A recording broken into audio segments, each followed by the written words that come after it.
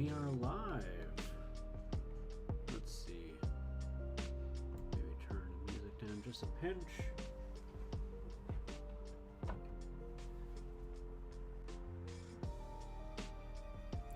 I hope everyone's doing just fine today. Let's see here.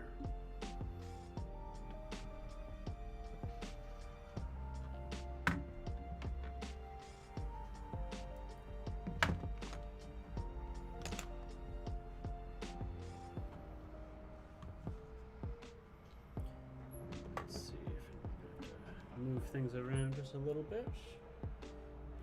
No.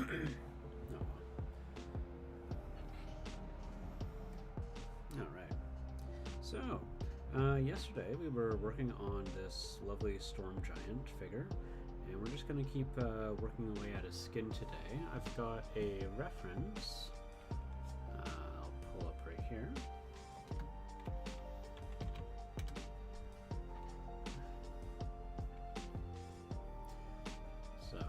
We are looking at that color palette, looking at the color palette on the right hand side there.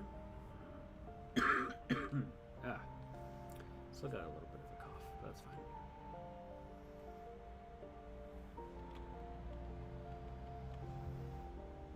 All right. So I did the. I'll see if I can zoom this up just a little bit there for you guys, just so we can see. So the second color is what I've kind of been working on here, and I can see that I can probably go even a little bit lighter than I have been,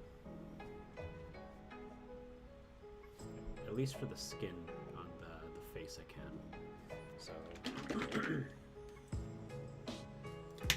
get some matte medium on my wet palette, because I'm going to be working with just some heavy paints which are extra opaque, and they have extra pigment to them, so I actually kind of want to thin it out a bit.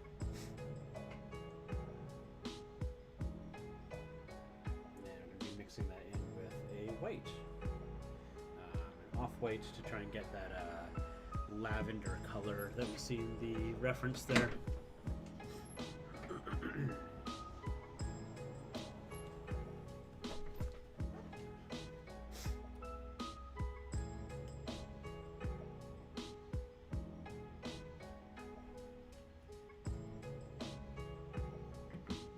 Alright.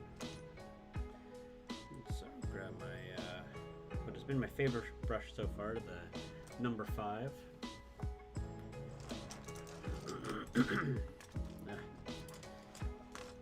Pardon me for having to clear my throat so much today.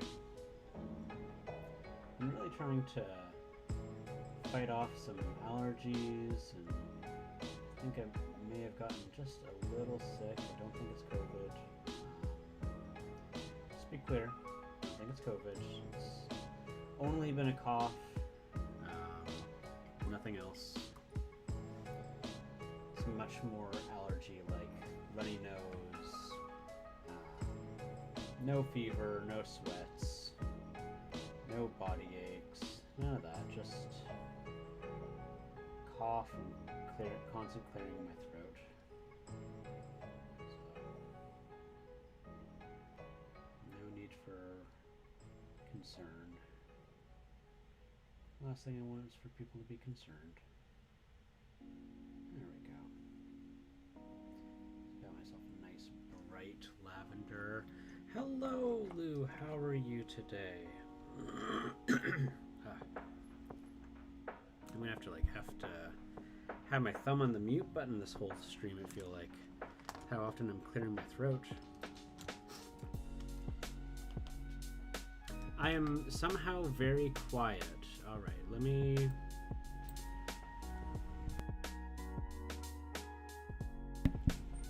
Is that a little bit better? Let me pull the mic just a little closer to me. Can you hear me better now? Thank you for the audio feedback. I appreciate that.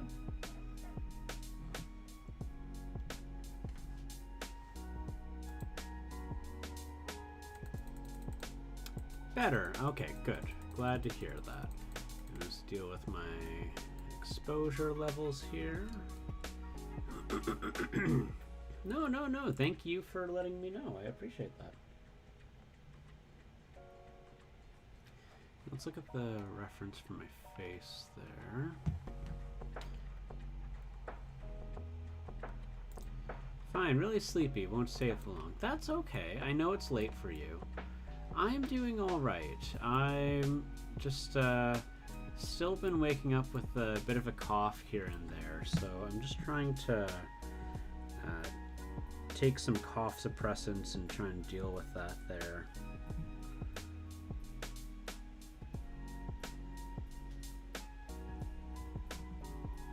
Besides that, holding up well. Been a little stressed based off of what's been going on in the news lately, but you know, trying not to focus too much on it.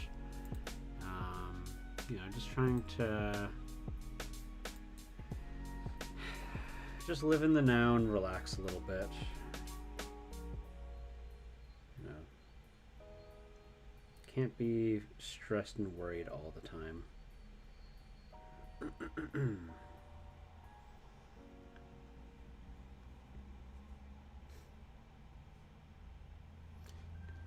Did you get any painting done today?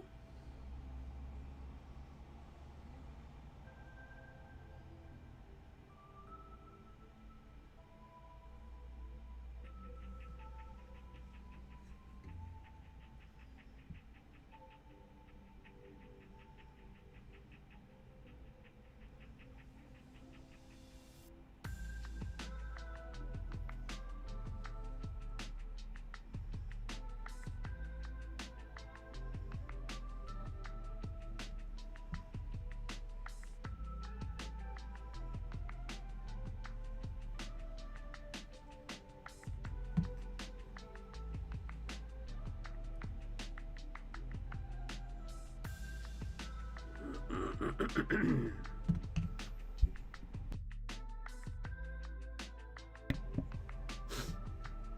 we go. Keep a glass of water on me. You know what? Actually, what I should do is I'm going to grab tea. I'll be right back. I'm going to grab some hot tea.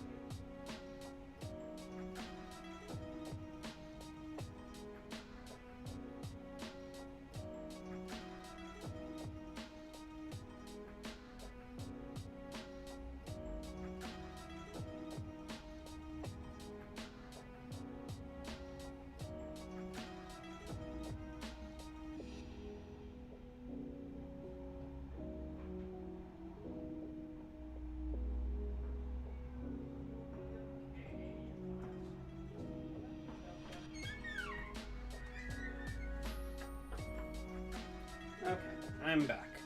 I think if I have some nice hot tea just on the side here, If I drink that, I won't have to clear my throat quite as much, so that'll help. Tea is important. Yes, yes, tea is very important.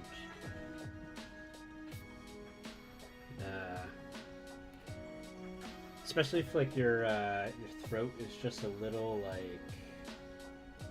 congested. It's a much better solution than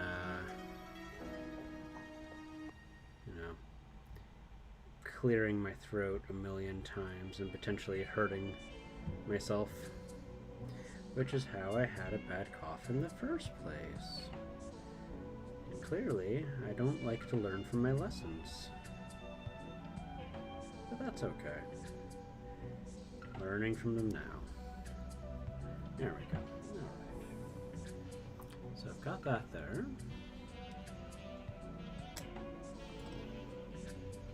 Yeah, we even have a tea that supposedly helps with congestion, so. And reduced coughing is what they advertise. So hopefully that will do the trick. Tastes like it's got a lot of star anise in it.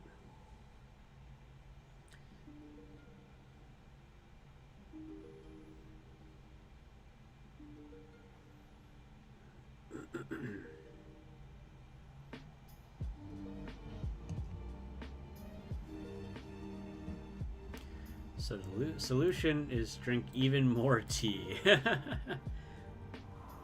that appears to be the case. It's very hot though. I'll have to just let it rest a little bit there. But yeah, how are you doing today? You doing well?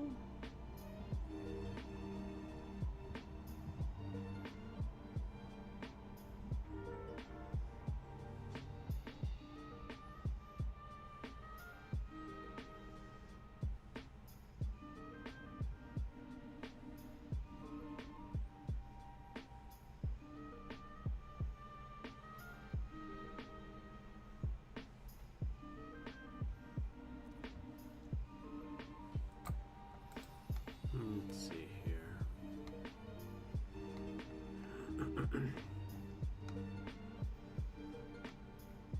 She's got a lot of blue hues to her, I'm seeing.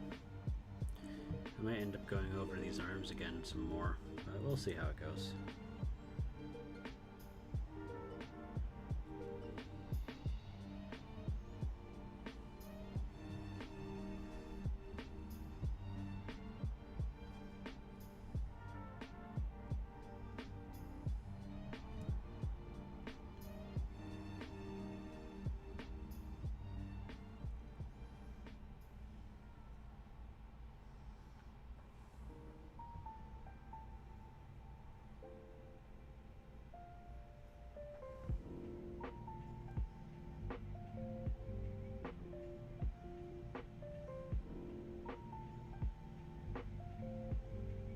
Yeah, I was trying to read the rules for Frostgrave last night, and I just ended up passing out.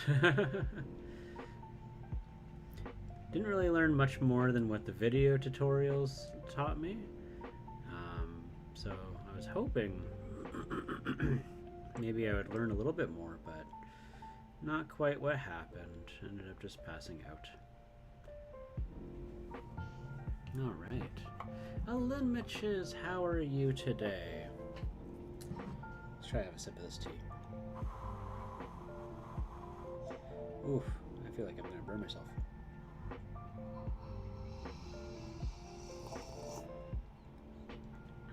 You have to drink that very slowly.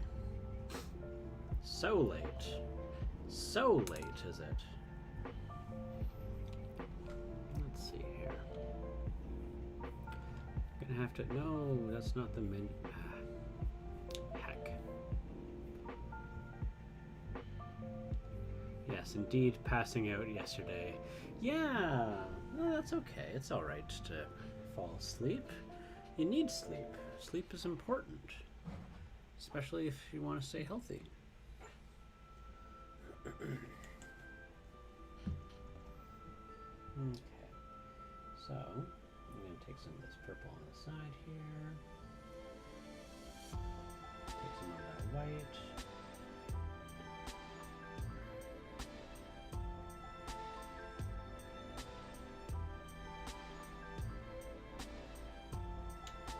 mixing that in. Mix, mix, mix, mix. Perfect.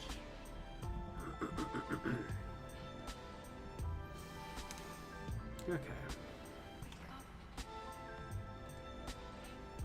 More tea.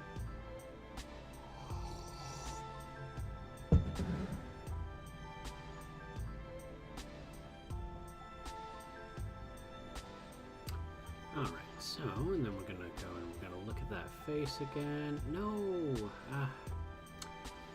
Such a pain in the butt. So, we're gonna start really applying some real highlights here.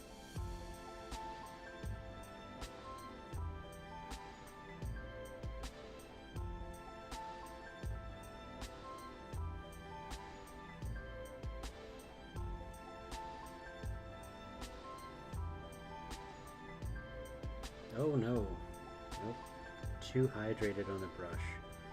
I'm gonna have to scoop that up.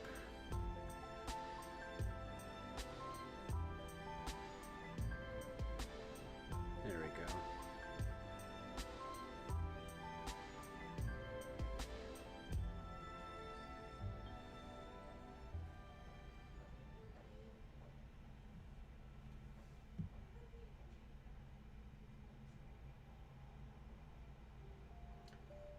Sounds like Zelda's panicking over something.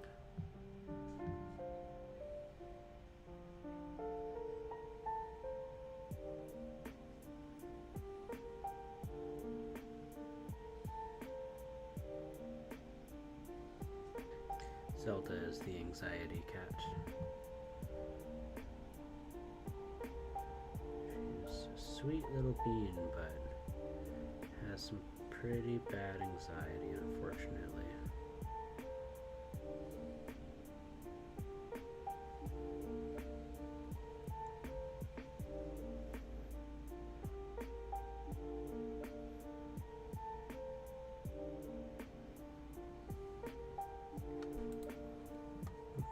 Let's see here. Probably, nope, that's a little too far. What I can do here. There we go.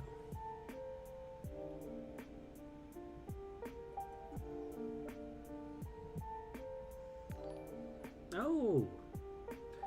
Mia's raiding! Hello, Mia. How are you?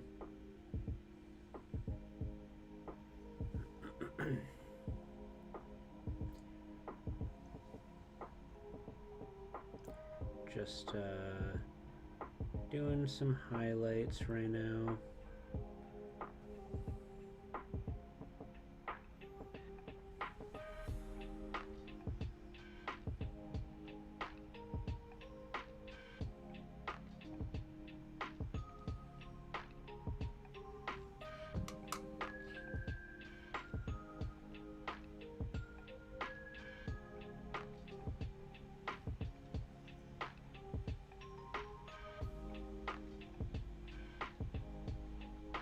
Oof, that is not good.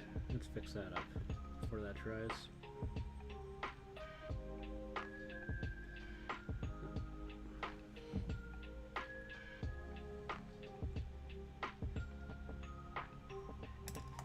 There you go. Looks like it dried a bit more than I was hoping it would there. Let's see. That's okay. So when that happens, you just want to take a little bit of the next darkest colors. Make sure the brush is not too wet. You want a sopping wet brush, and then we're just going to go in and we're just going to erase and just dry. Whoop, just paint over that. There we go. It's as if nothing happened at all.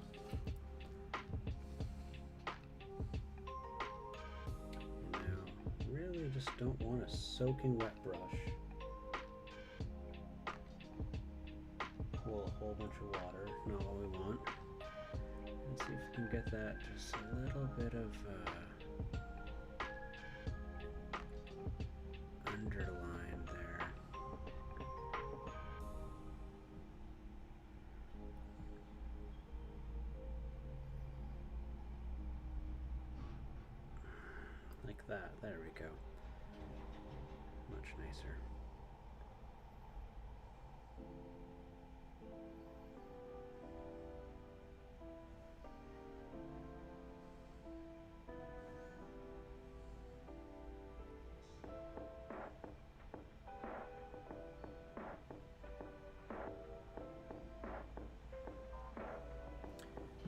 that's a little higher.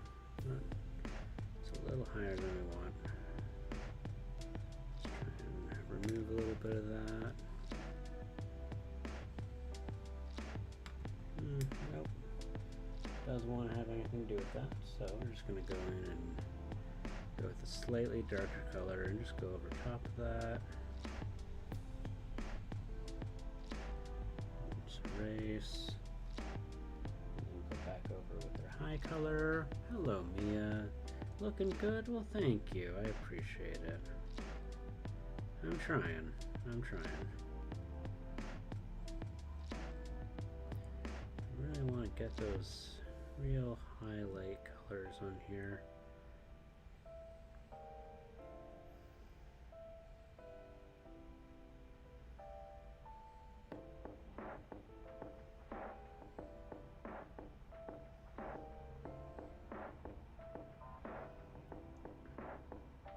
It's got a lot of contrast in the face, because the face is a pretty nice sculpt here.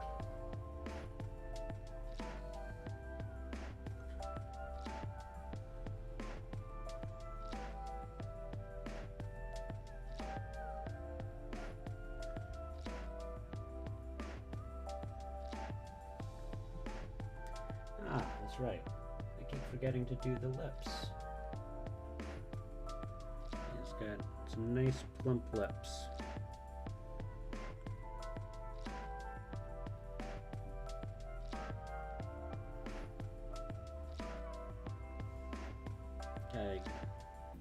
You know, it's like drawing tiny lipstick.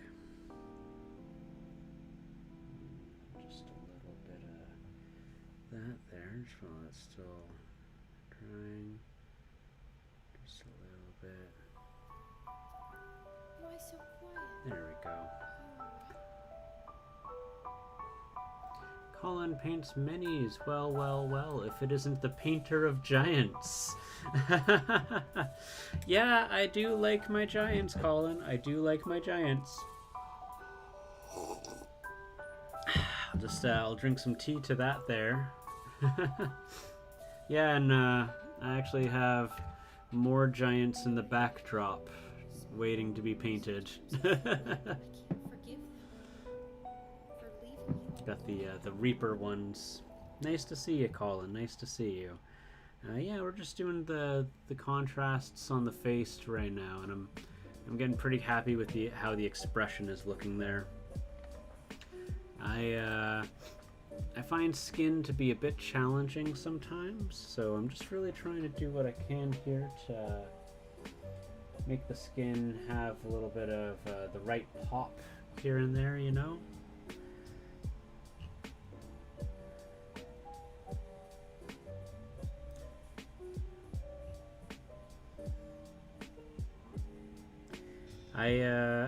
I usually explain giants as being like very large hero figures, so, or very large like characters.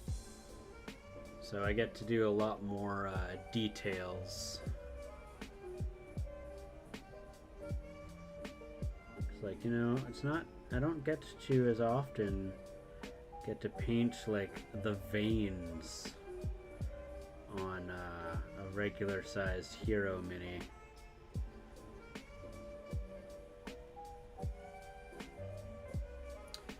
Oof, you know, that is not a very clean job. Let's see if I can fix that up. Those Reaper giants are fantastic, so bulky and primal. I love the Reaper ones. I really do. There's so much detail going on here. I've probably kind of, let's see here. Whoops. I'll just go over it. It'll be fine. I'll blend it in. I'll hide it. But yeah, no.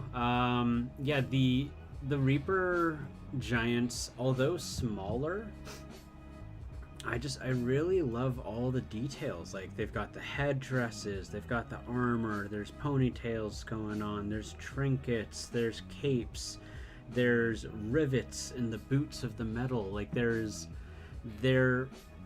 Reaper really, really, really does a good job on making sure that, like, especially now, these days, that the models are interesting. Like, it's not just a person with a sword. It's a person with a sword, and you can see the different gear that they have, you know, that they're wearing. And they've started doing that with their giants, too. Particularly the fire giants and frost giants, but...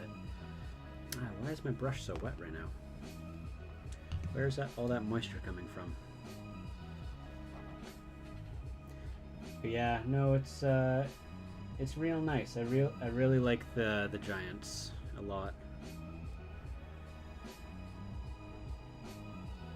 Which is why I try so hard to make them cooler in D&D, because I tell you, they're not very exciting in D&D.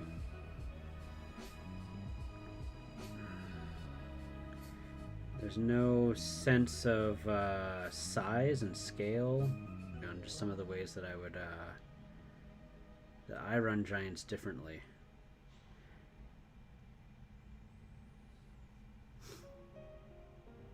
Oh yeah, no, there's so much personality, especially with the what is it, the Frost Giant Ranger that they came out with, and there's another one that went along with her, the Frost Giant Hero or something like that. Both female models, which I really liked the decision that they did that it's not just like male dominated giants. That was a very deliberate decision, and I really appreciated it, because it's weird when everything is male. Like, I find it really off-putting when all of the minis are male and white, you know? Man, oh man, oh man. If the brush isn't too wet, it's too dry. What is going on today? Why is that happening? Let's try that again. All right, nice. This is the perfect. I'm gonna go on here. Oh no! Why? See, what doesn't want to apply? Is it too chalky? I know what I gotta do. I'm just gonna take some flow improver. This is what the flow improver is for. I'm just gonna put in a drop there.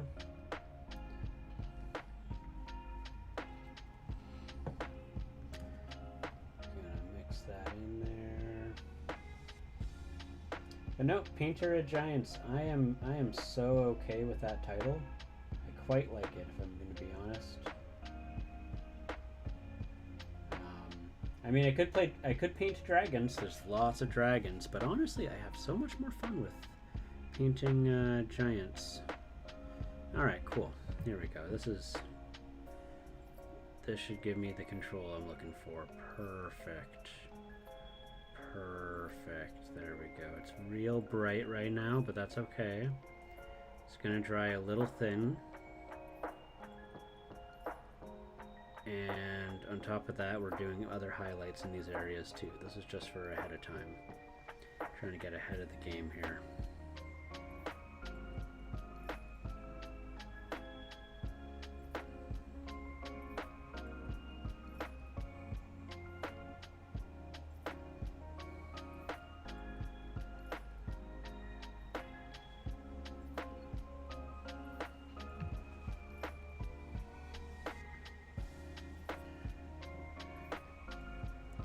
I mean, dragons are half the game. Dragons are apps. You are not incorrect. And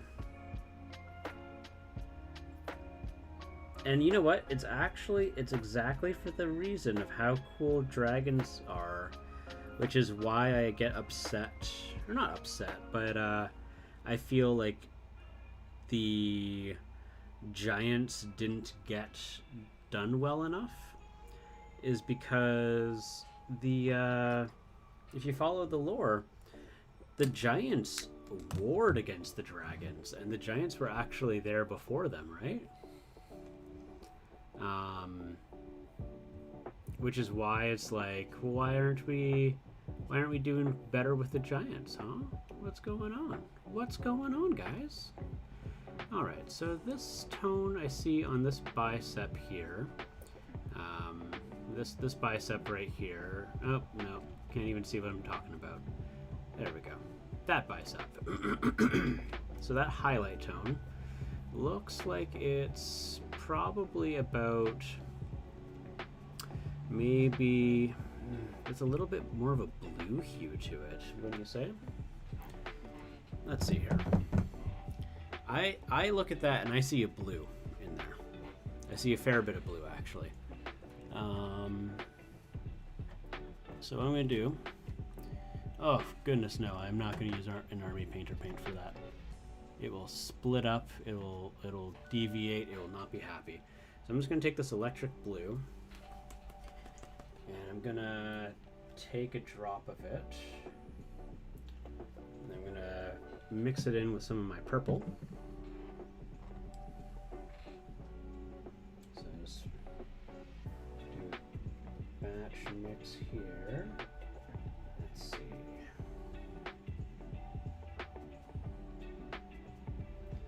Yeah, that's the color. That is the color I'm looking at right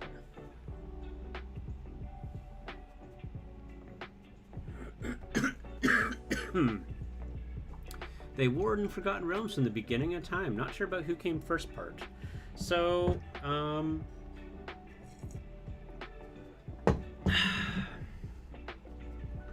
it gets confusing with Forgotten Realms. It gets very, very confusing.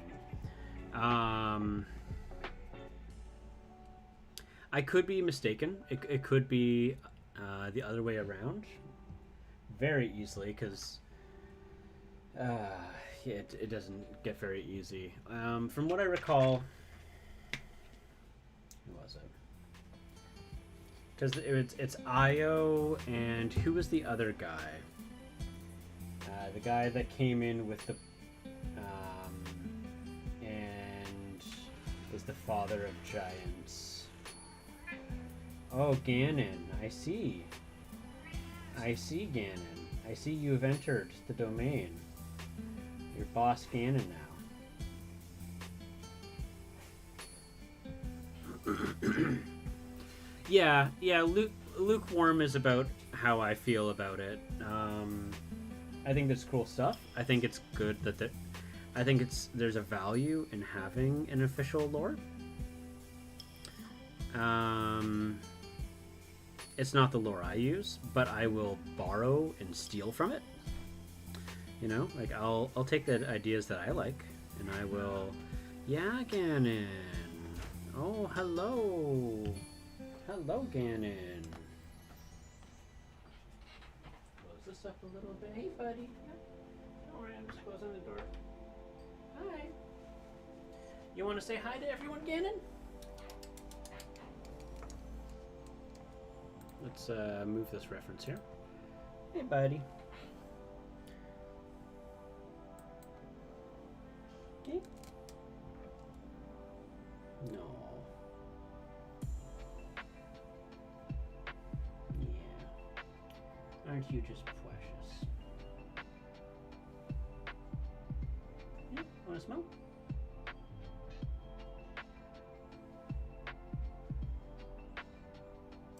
You gonna be nice? You gonna be nice today, or are you only gonna be nice for the first hour? Hmm?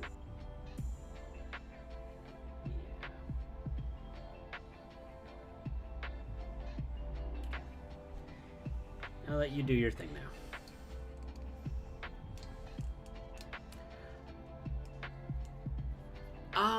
So actually, that's a great question, Journeyman.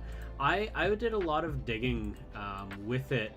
They did a mix of Norse and Greek mythology, actually.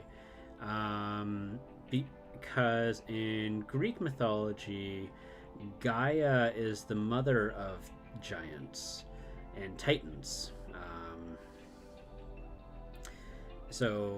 Because she was a primordial that mothered the titans and the giants.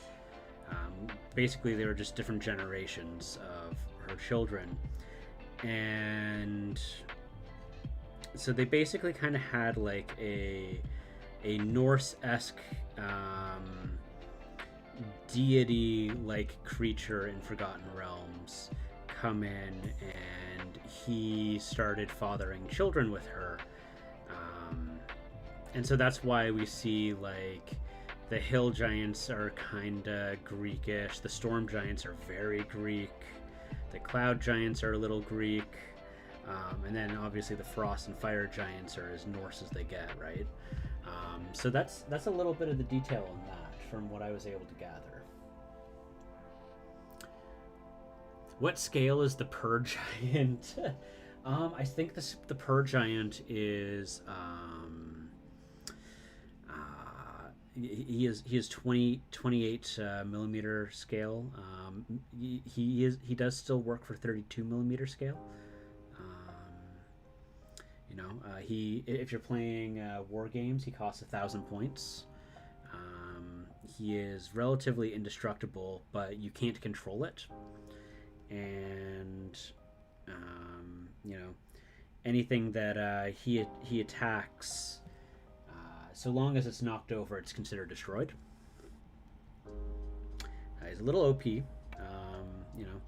A lot of complaints, but given the total lack of control, that kind of balances him out a little bit.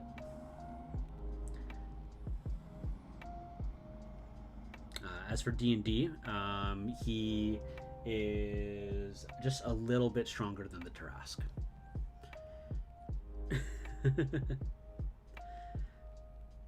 Which I do have a printed Tarask from Artisan Guild behind me if anyone wants to see it.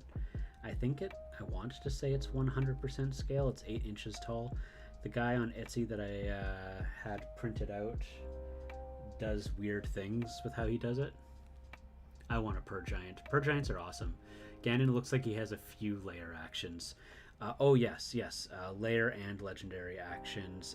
He has 5 legendary resistances. It's a little, like I said, he's a little OP. How's it going, Mikey?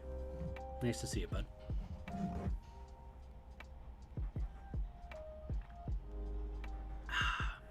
That tea is definitely helping me out. Just need to drink more tea. However, I am definitely more of a coffee person, and my friend warns me I am probably going to make pearls like a clam.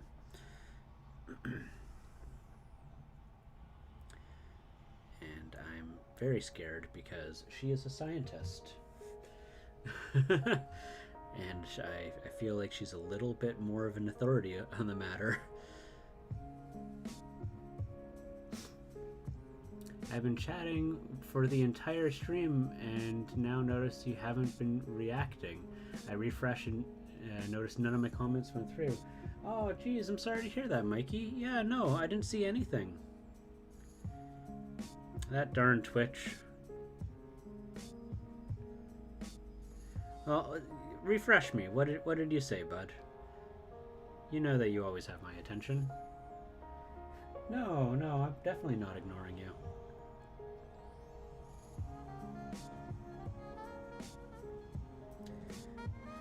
Man, if I was ignoring you, that would be bad. Especially since you're supposed to be, like, co-hosting with me, like, in 2 days. I said good beard and meow. No, I did not see those. Yeah, I'm gonna have to do something with the beard. White beards are difficult. I might just put on, like, what is it called? Like a contrast paint to give it a little bit of shadow. Nothing too much. And meow, yeah. Ganon's good for now, but we're only in the first 40 minutes. He's probably gonna start acting like a jerk to me in about probably in about 20 minutes.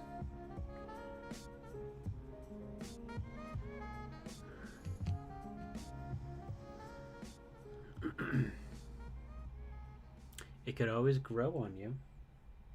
Oh, I see what you're doing there, Journeyman. I see what you're doing there.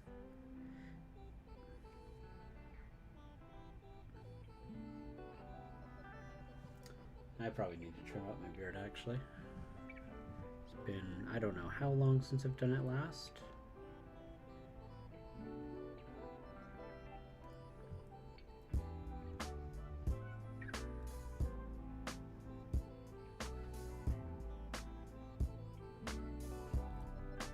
Oh, you're heading off to bed? Well, you have a good night, Mikey. It was nice seeing you in. Sorry I didn't get to see your first comments there earlier, buddy. Rest well, okay?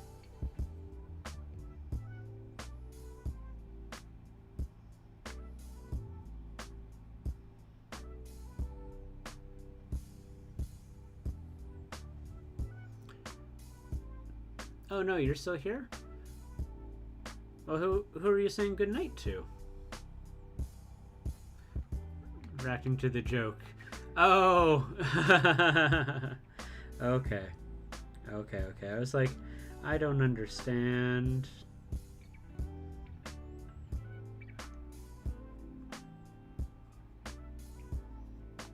Funny thing, actually, on your comment of,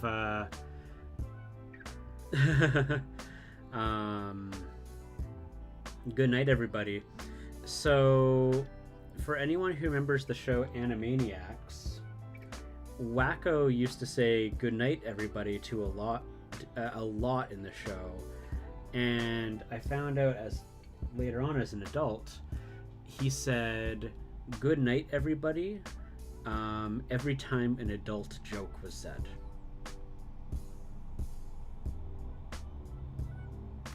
So every time there was an adult joke that wasn't so PG-13, that only the parents would say, like, for example, when Dot would say, "Do Prince?" No, I don't want to do Prince. Wacko would say, "Good night, everybody." And I thought that was quite clever.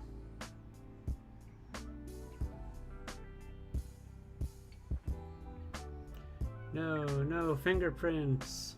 Are you seeing fingerprints somewhere? Oh, fingerprints. Yes, that's right. That's what the joke was. I don't think. Yes, I that's right. That's what it was. Fingerprints. Yeah. Yeah.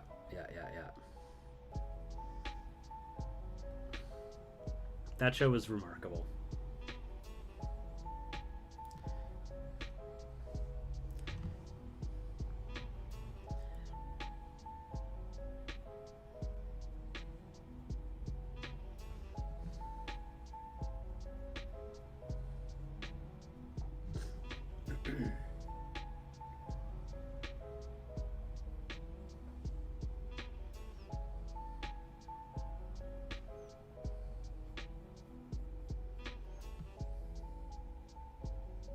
I really need to start giving a shot at the new season of Animaniacs that they've got on Hulu.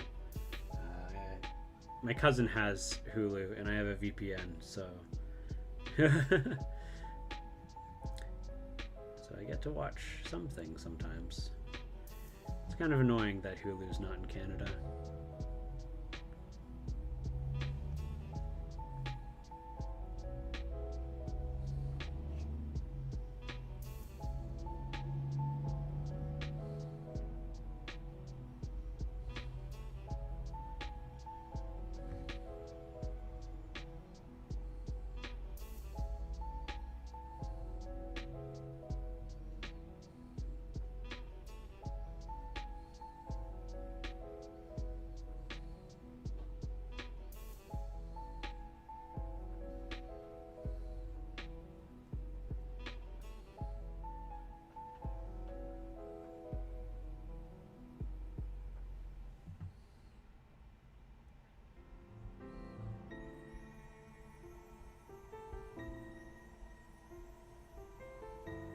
But Mikey, since we got you in the chat, you and me are going to be talking about fire giants, but you got anything interesting on how you would freshen up a storm giant?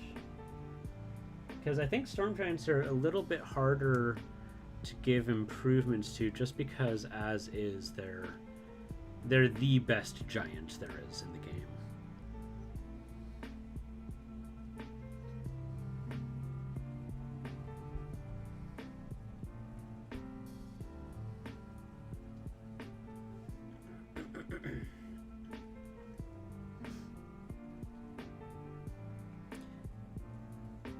Like, they've got their lightning.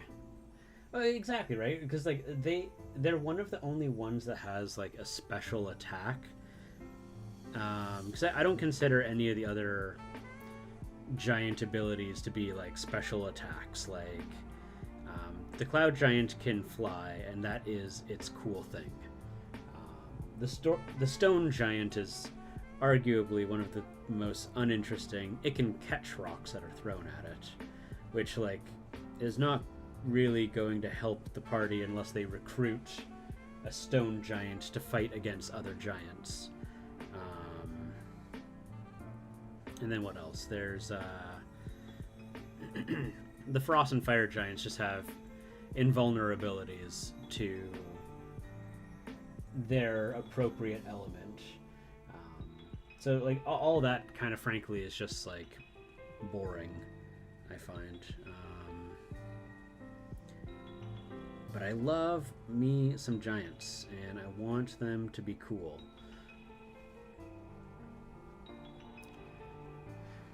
I don't know. I mean, like their ability is pretty lame, but they're like it's still one step up from a hill giant who is just like a strong fighting man, you know?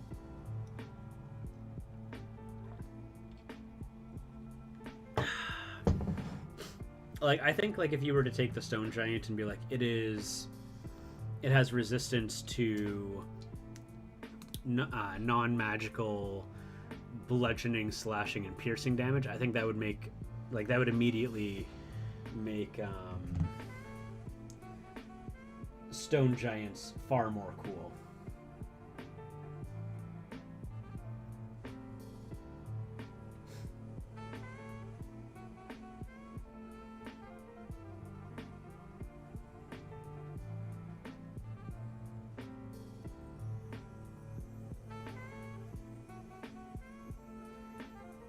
But like in my opinion, I feel like all of the giants should be at least as cool as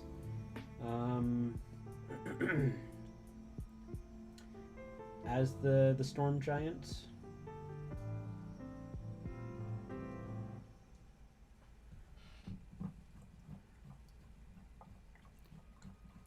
They can live in the sky or they can live underwater. I thought that was so odd.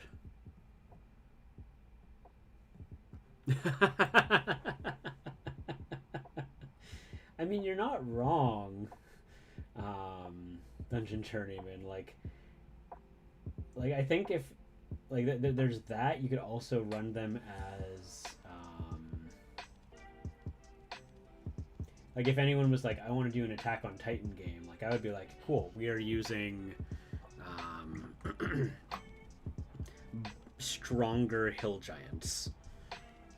And like that would be it. I feel like hill giants should have like really strong bite attacks, but that's just me. Like they just eat party members. Like that's how I would handle that. It'd be cool if like once per day I think the storm giants could like make storms, you know, like just this big AoE damage effect, and it just does massive damage. Maybe there's like to represent there's no escaping it. Instead of it being a dex save, it's a con save.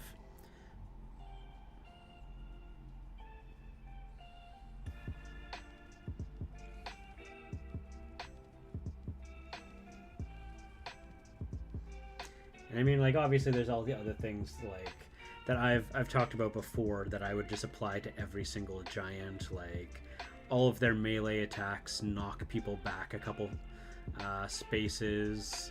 They can just kick and punt players.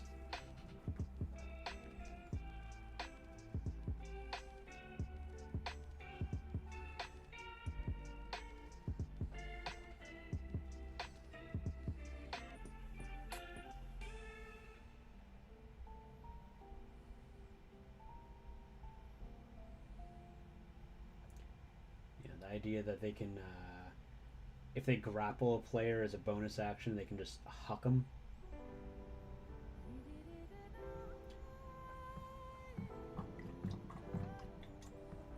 Or as the young kids like to say, yeet. Just yeeting players.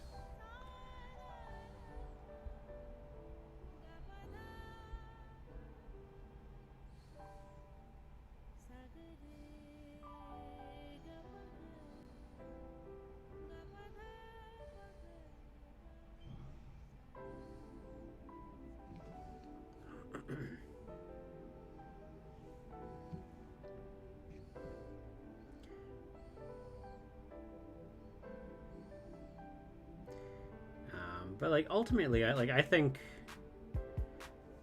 if a storm giant is statted outright, like it should be able to, if not defeat, hold its own against like a young, or no, I correct myself. It should absolutely just be able to defeat and own a young blue dragon. That is how I feel about this.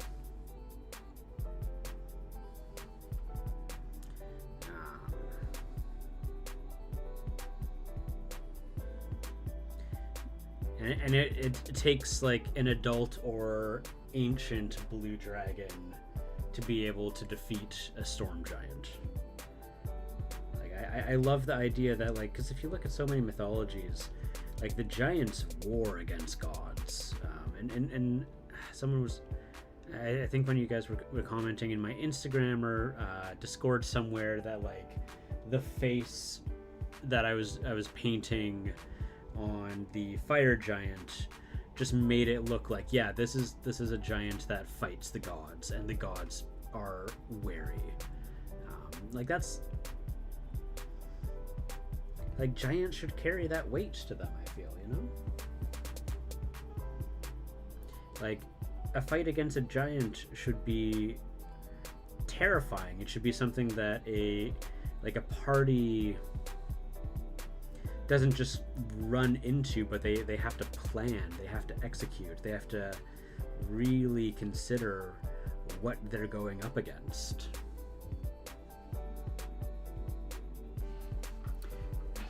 I did not eliminate. You know what? Here, let me give myself a little note. Or actually, you know what? I think I PM'd it to Mikey once. Let me see if... I PM'd it to Mikey once. I'll put it in my Discord right now.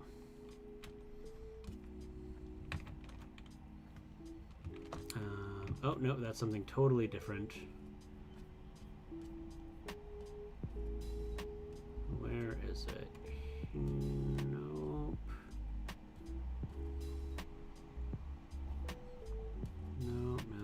Nope. Oh, is that it? Nope. Here we go. So I'll go in here, RPG chat. So this was my optional rules for giants.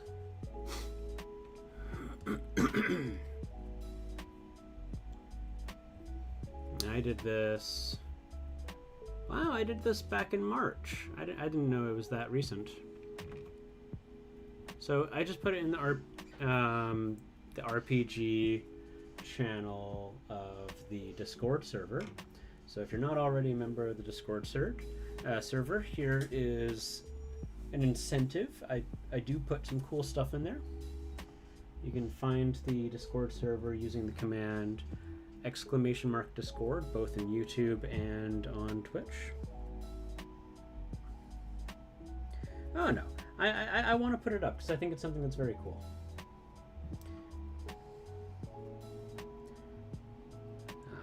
I'm very happy with it, and if I'm going to want giants to be better, you know, why not take the steps to make it happen, right?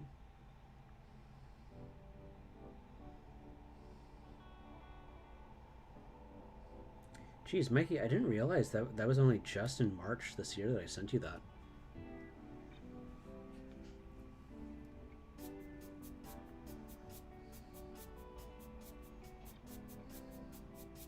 Like, that was literally at the beginning of this terrible, terrible year.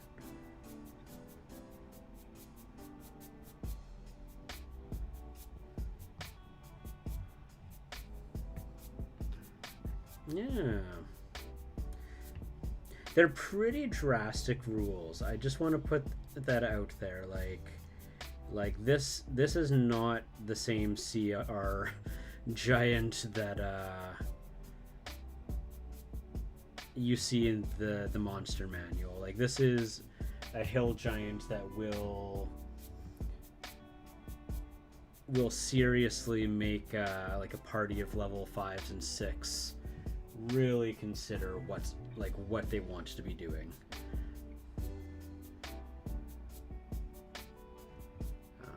Because as I mentioned before, I used those rules and I had 2 players each lose an eye, and 1 player upright lost his foot. Do I watch Miscast? I do not. Who is Miscast? Limitches?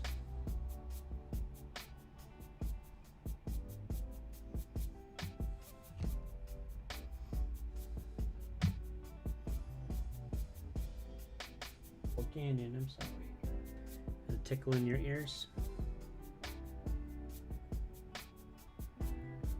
Kept feeling something flutter against my arm when I was dipping for more paint. And it was just barely connecting to his ear. It just kept feeling flutter, flutter, flutter, flutter.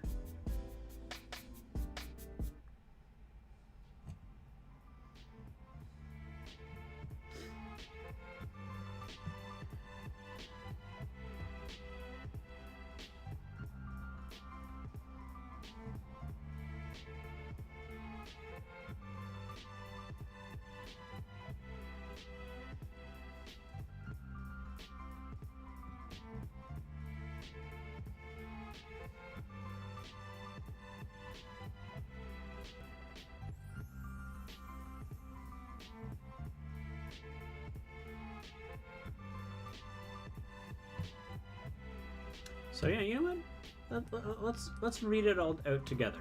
Let's have some fun with this. So, big strong hands was the very first thing I wrote in this. Let's do a capture. No, not that. I want to do browser source. Yeah. I'm gonna do add batch.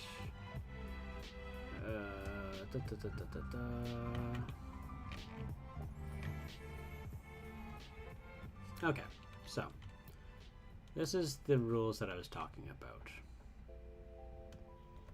So let's just stretch this out so that you guys can read what's going on there. So can you guys read that okay, or is it just absolutely terrible?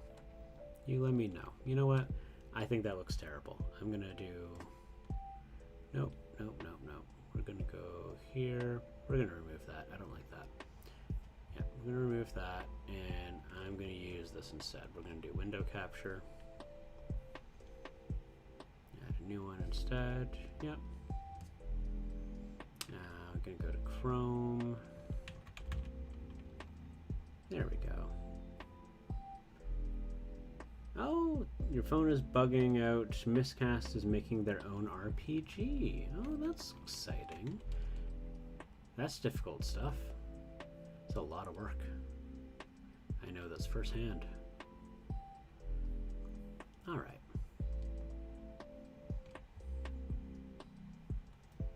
So what I'll do here is we're going to go like this. And so... like that. So right off the hop, so we see here there's big strong hands. What I wrote down is that giants can grapple 2 creatures that are medium or smaller at the same time. Apparently I didn't write medium, but the whole idea was that, I mean, if you look at this hero character and this giant, like, the idea is he just wraps his hand around him and this guy's grappled. Worst case scenario, maybe he has to put him underneath his arm. So that's perfectly fine. The next one was that damage threshold 5. So this was for a hill giant. My idea was that something that's so much larger is you're really going to have to try a lot harder to harm it. Armor class doesn't really represent this very well. I don't think that just more hit points does it really justice either. Like, the idea that you could just maybe magic missile it away. The idea here was that if I take, you know, let's say this pin, so this little safety pin, if I got poked with it and it went through my hand, yeah, it would hurt. But overall, the damage that would be done to me is relatively superficial. But if you take this to something that is about this size and you poke it through that's going to be a lethal injury, right? So this was kind of my way of making it so that this, you know, in this metaphor, this pin is his sword, and he has to really, really hit hard or do the right thing. Basically, this forces players to not hold back, and they have to use their big bang, you know, attacks on a giant. It forces them to use the heavy hitters. It's not meant necessarily to, you know, make things too difficult, but rather just so that players don't, you know, put in half their effort.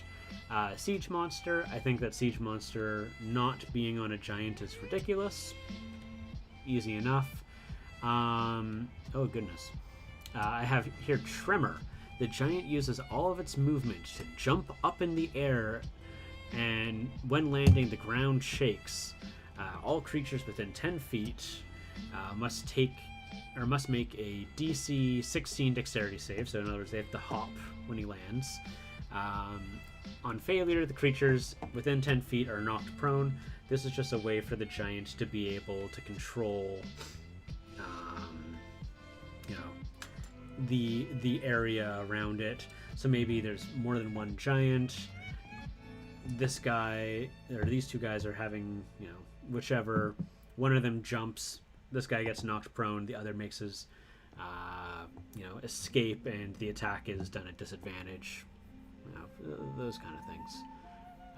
And a lot of this was just conceptual too. Titanic, unless the giant is knocked prone, melee attacks. So there's a lot of words here. The idea here is that when you're in combat with a giant, that the legs have their own separate HP pool, because if you want to actually get like a lethal injury, you got to hit the organs, you got to hit the head, those kind of deals. So when he's just hitting his legs, what that's doing isn't going to kill him, but it's going to slow him down and eventually knock him prone, and then the party goes at them, and the giant is very much doomed at that point. Brutal injuries. This I was talking about earlier. This is what led to a player losing their eye. And then we got action. So then nothing too crazy here. We've got kick. So it's an unwarmed attack. That's a typo there. So for a hill giant, they kick them and they're knocked 25 feet away. That is 5 spaces. A hill giant's strength bonus is +5, so we can see here. So the idea is that every giant equal to their strength modifier would be able to kick players that much farther back. Fling, the idea here is that they can throw them, and it's up to 50 feet, so it's 5 times the strength modifier feet away. And the player lands prone and takes 1d6 bludgeoning damage for every 10 feet of his thrown. That's just how falling damage works. And yeah. Oh, squash. Let's see here. What I don't remember this one. Smaller creature. The giant lands prone on target space. Oh, this was something I did just for hill giants. The idea was that they sit on them. The hill giant lands prone on top of the creature and is grappled, and basically the giant just squishing him with his butt. So that was how I was doing that. So I hope that is of interest for anyone who plays D&D. Those were my ideas for how to make some giants a little bit better and not just be creatures with a high strength. And if you're wondering, did I manage to use everything? No, of course not. That's a lot of rules. Those are a lot of optional things. The idea was that, you know, if you have all those options, you're never going to be able to use all of them in one combat. But I got to try some of them, and man, oh man, they worked really well. My players were shaking in their boots from giants afterwards.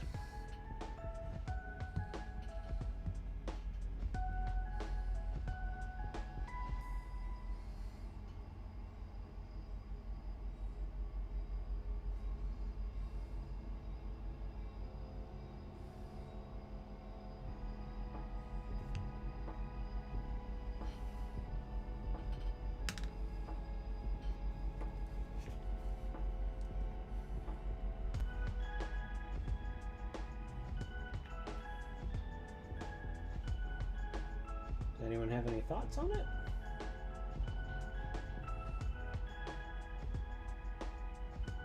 And you don't have to, but... Oh, I'm sorry, Cannon. I keep tickling your ear.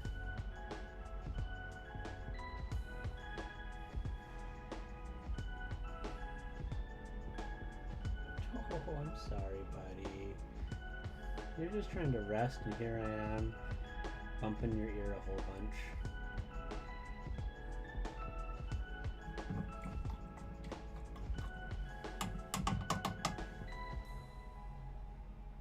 So if you guys are writing things, I actually can't see them right now, just as a heads up.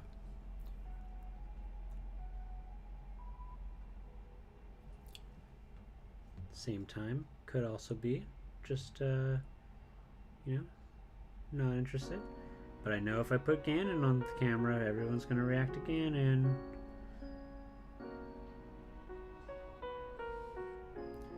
So everyone loves cats. Oh no! Oh no! I hope everything's okay, Linmitches. You handle what you gotta do, okay? You just take care of yourself. You are priority number one.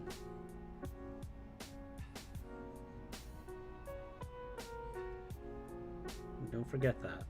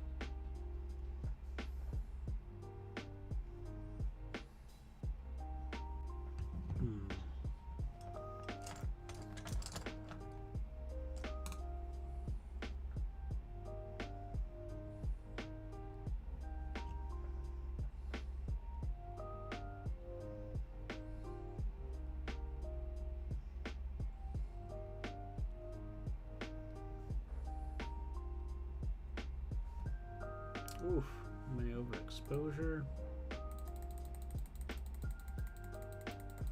I didn't even see that. I'm sorry, guys. Oh, overcorrected it a little bit. There we go.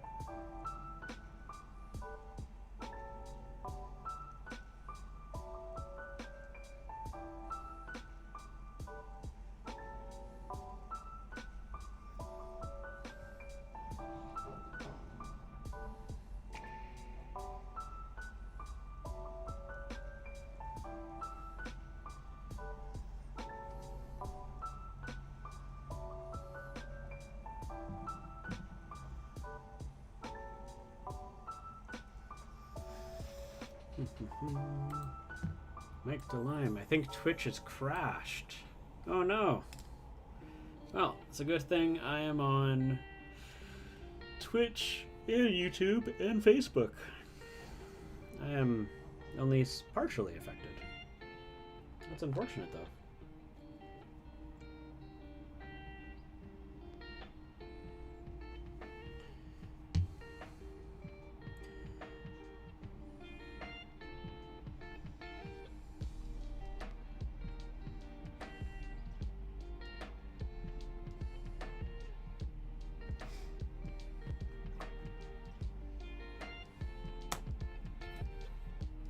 So, let's get to those legs. So I've got the super dark, and which is it? It's like midnight violet, deep twilight. That's what I was using. So I use deep twilight.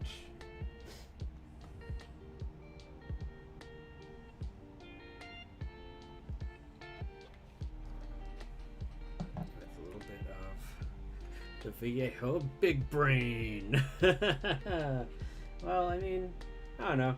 And, just luck on my part. I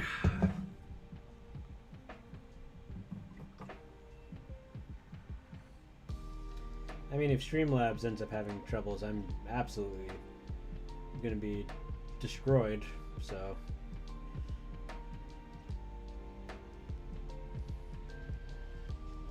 Oof, that is a dark, dark color.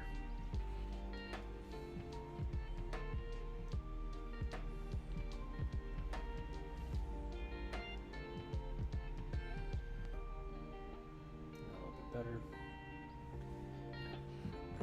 Now it's going a little bit, that's just a little too light.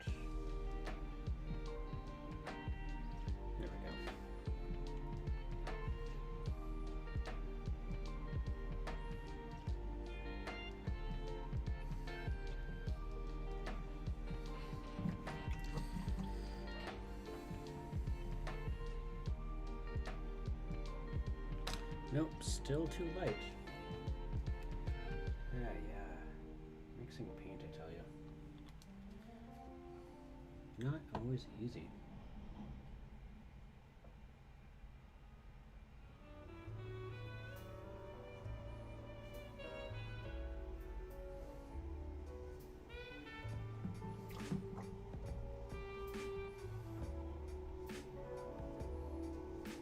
Okay. Heck. Leg muscles. How do we work? Alright, well, there's the quads. I think is what they're called.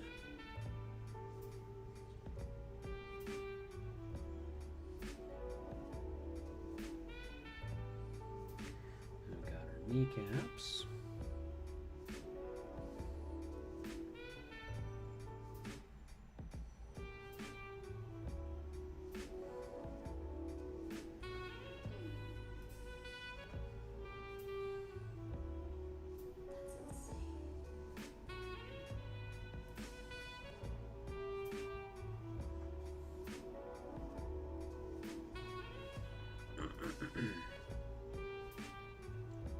So you got any plans for the upcoming weekend, Mikey? Besides, of course, hanging out with me.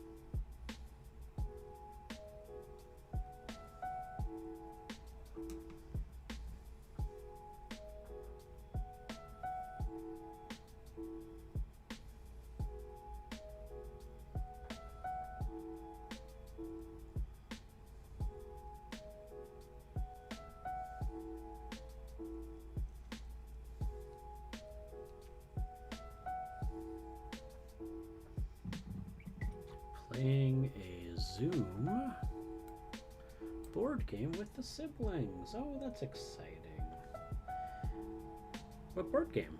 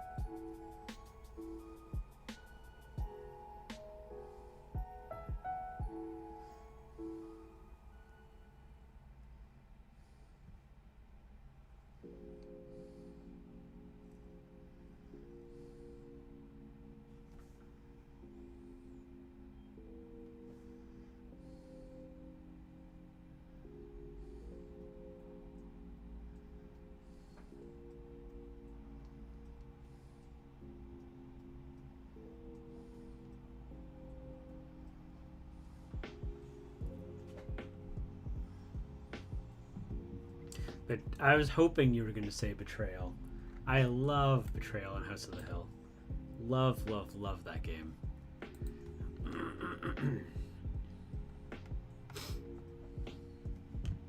It's such a remarkable game series.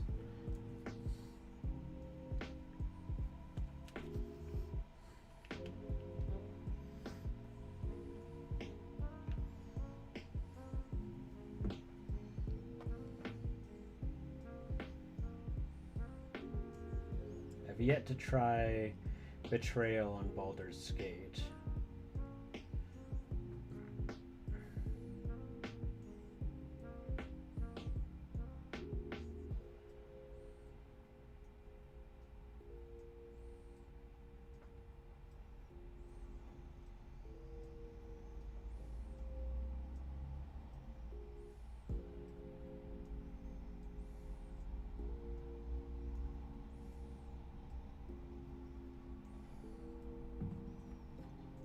Hey, no, Limitages. It's fine. You just take care of yourself, okay? It's no expectations on participation. It was nice talking with you earlier. Take care of yourself and stay safe, okay? Thanks for the heads up. Wasn't you didn't need to. It's okay if you just life gets in the way. You know, life does what it's gonna do.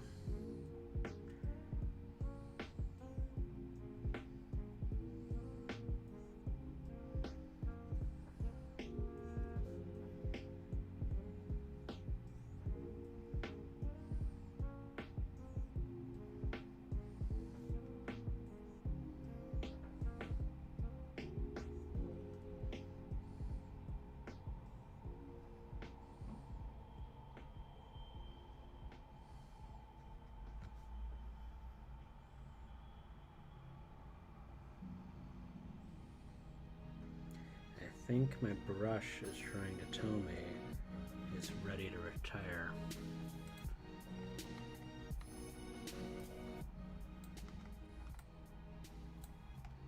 Just turn down that a little bit. You can see where it's splitting right there. I think some paint got into the ferrule and dried up. That's not good. Not supposed to let that happen.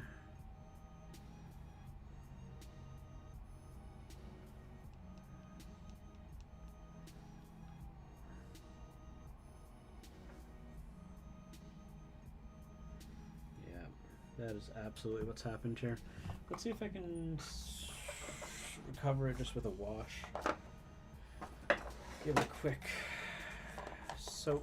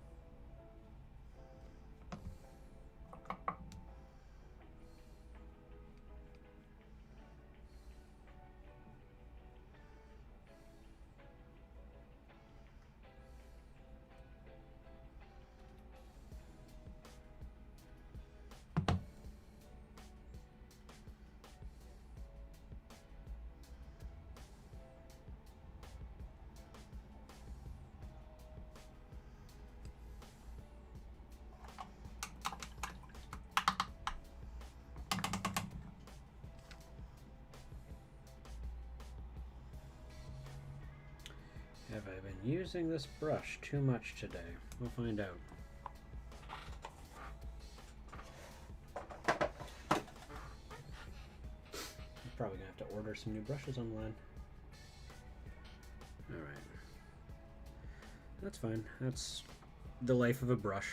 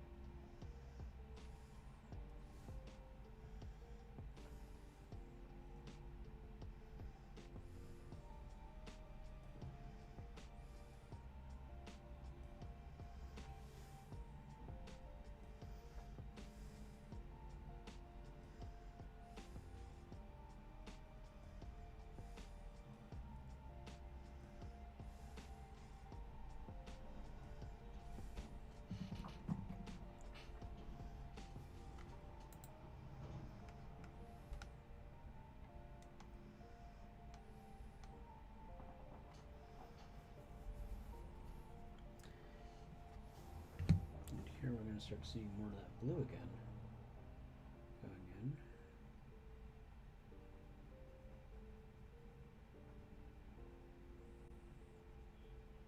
So get that ready.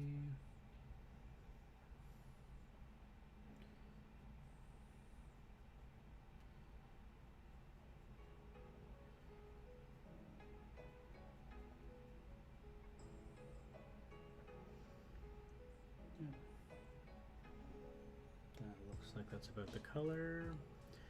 Oh, thank you, Mikey. I really appreciate that. I'm trying, right? You know, it's all about learning. Oof. Big crack. It's definitely better than I did him 2 years ago. That's that's the goal. So I feel like I'm accomplishing something, you know?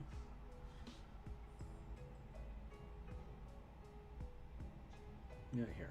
That's too much paint. I'm just going to wipe that off with my finger. The brush is a bit too saturated. I just want it on the tip. Just the tip. There we go.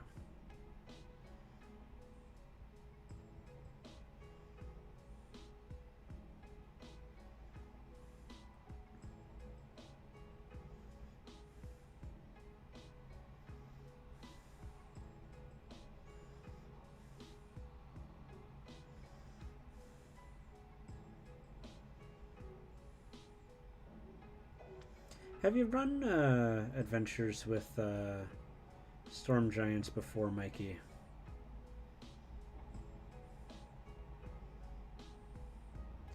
I find it interesting that they're the only like good giant in the monster manual, so to say.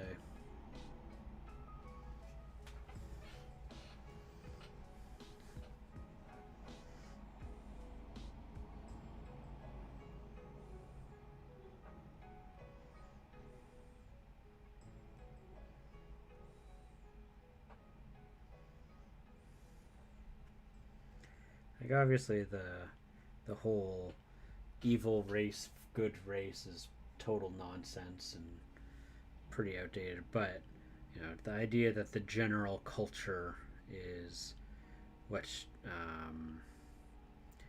yeah, I mean, to interpretation either by giant society a good culture or a less good. Never used any giants. Yeah, can't blame you. As we've discussed, they're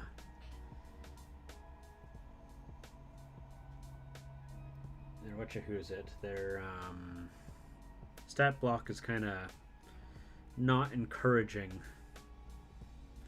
Doesn't scream, I'll be fun to play.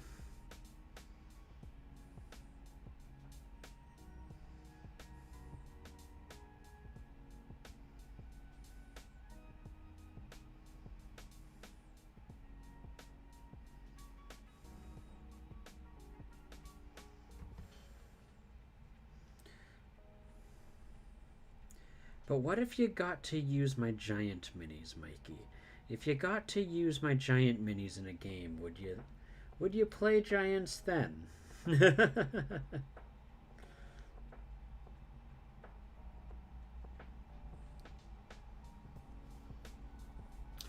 just don't know where to put them. Yeah, no, I mean, so I was thinking about that, right? Like the implications that you have giants, which you know aren't solitary, right? Like they're very.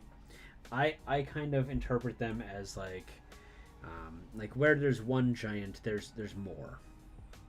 Kind of like people, you know, right? Because they look like giant people. But the idea that they're either like tribes or villages, like the implications that has on the environment around them is pretty massive. Because it's not like I'll make an adventure with them. Excellent. Yeah, no. because like unlike with dragons, like if you have a dragon, it's like yeah, life goes on. There's a dragon, things are terrible, but you know the entire ecology changes only so much. Um, but like when you've got giants and there's many of them, like they're eating, they gotta eat, and that's gonna be a big deal.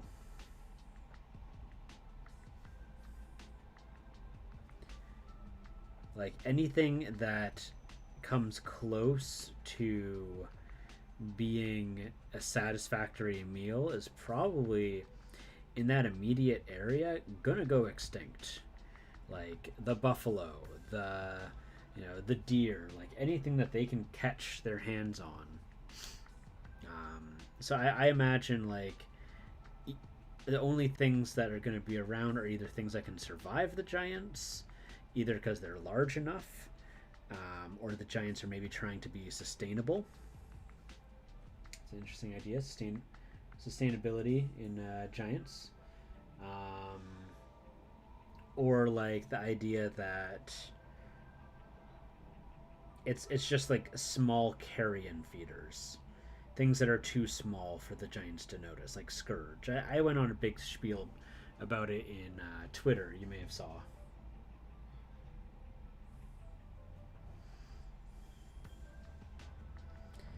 It's like that's how I picture it, right? Like it's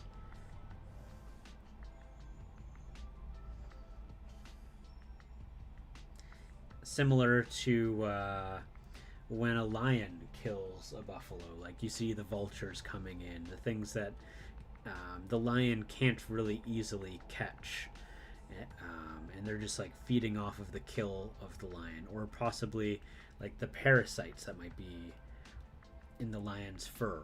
Those kind of things. Those are like what I end up imagining. Still, not just surviving but thriving in the presence of giants.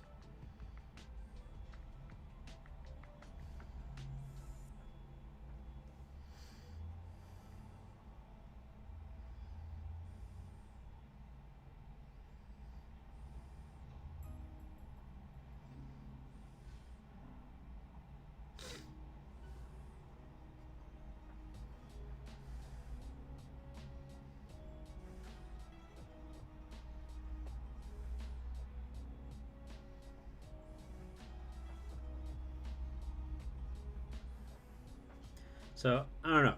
I mean, you could have like a whole campaign about giant hunting and giant killing, but I feel like a campaign where like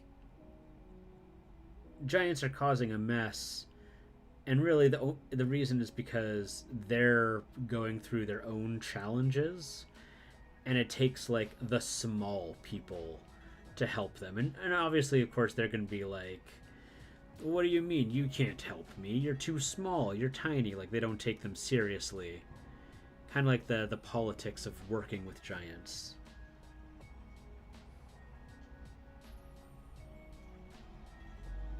I guess I'm always boring and say man is the greatest enemy. Yeah, that's fair. I think that there's fun in that, right?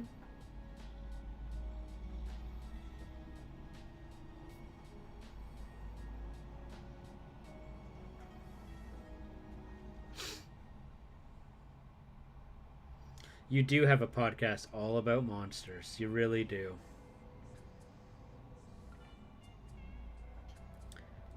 I love monsters. I love monsters so much. Monsters are those are my absolute jam. Like,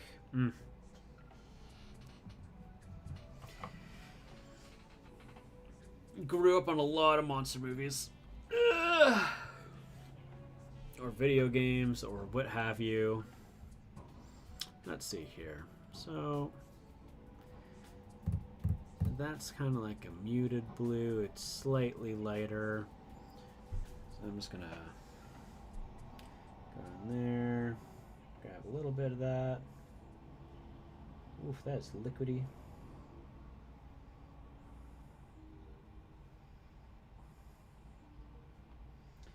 Yeah, the irony. The guy with the monster podcast doesn't use monsters.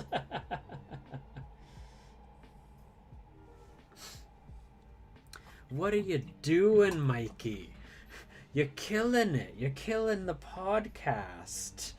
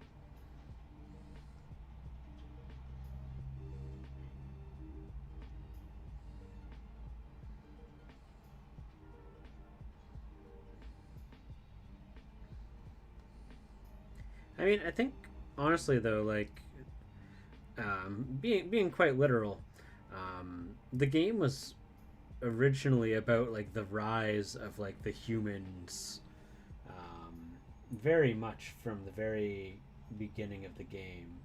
Like Gary didn't like the idea of people playing non-humans, so the idea of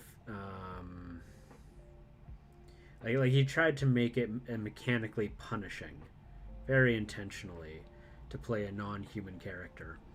Um, so to have everything about like human focused or human centric, like man is the greatest enemy, like just makes sense. Like that's very fitting within the soul of the game. All be said and done.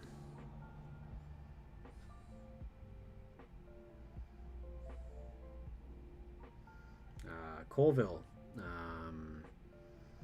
in his history of D&D series, where he makes a fighter in every edition, talks about that a lot.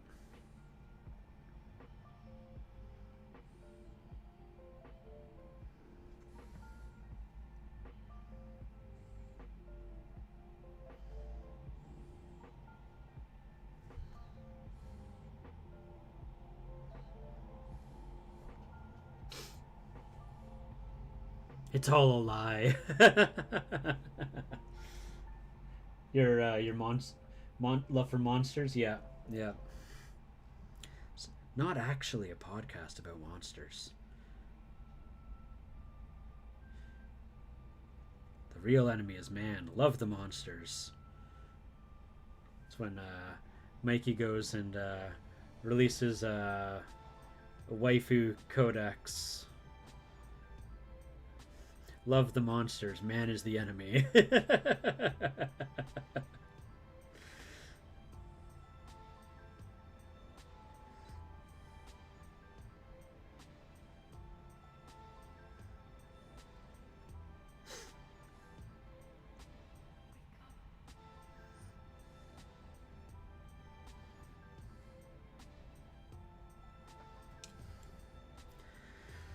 Let's see here.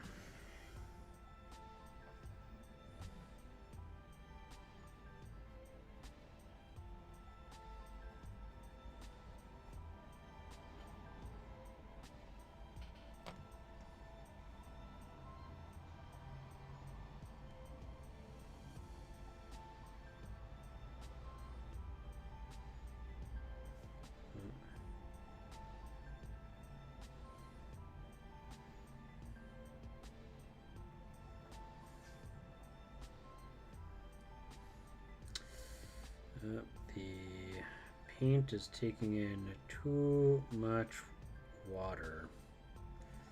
That is not how I want that. Malleus! Hey, how's it going? Yeah, I've heard Twitch is having some issues right now. what I've been gathering from people have been saying.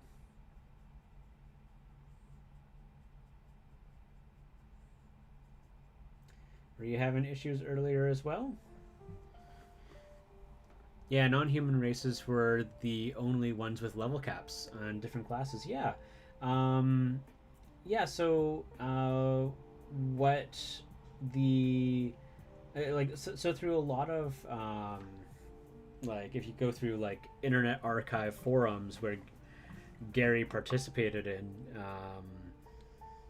you get the idea that the reason why so like the old kingdoms were elves and dwarves, like those were the old empires, and humans were on the rise, and levels were something like classes and levels were something that really only humans experienced, um, which is an interesting concept,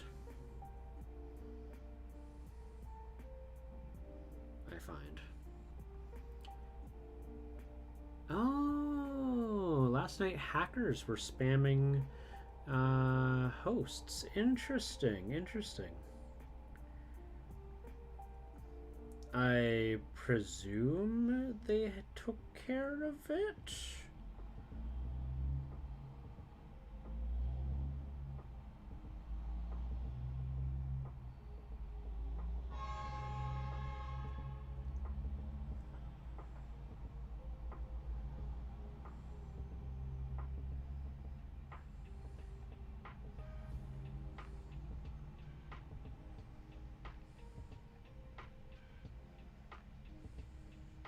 Was this like in rebellion of like the PogChamp thing? Be a little funny if it was.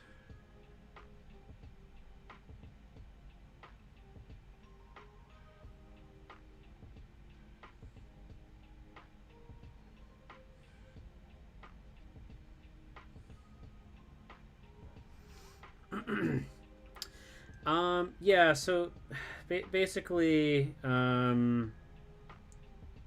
the guy whose picture is in the PogChamp icon is a pretty big MAGA supporter and was trying to rile people up on Twitch.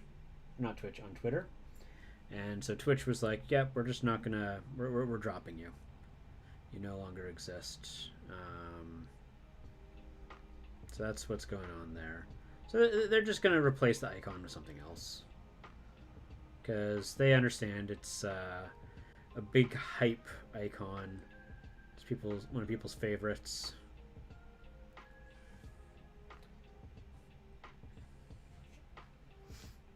But yeah, elves and dwarves and the like were too stuck in their ways to advance in classes. Yep.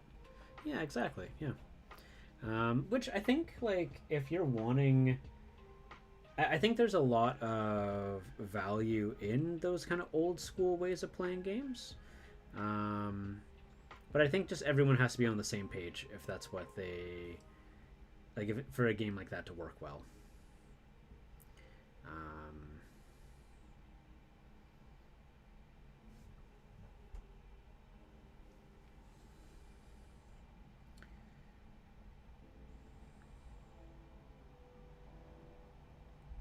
I'm probably need to have more tea. Do I have tea left? I do have tea.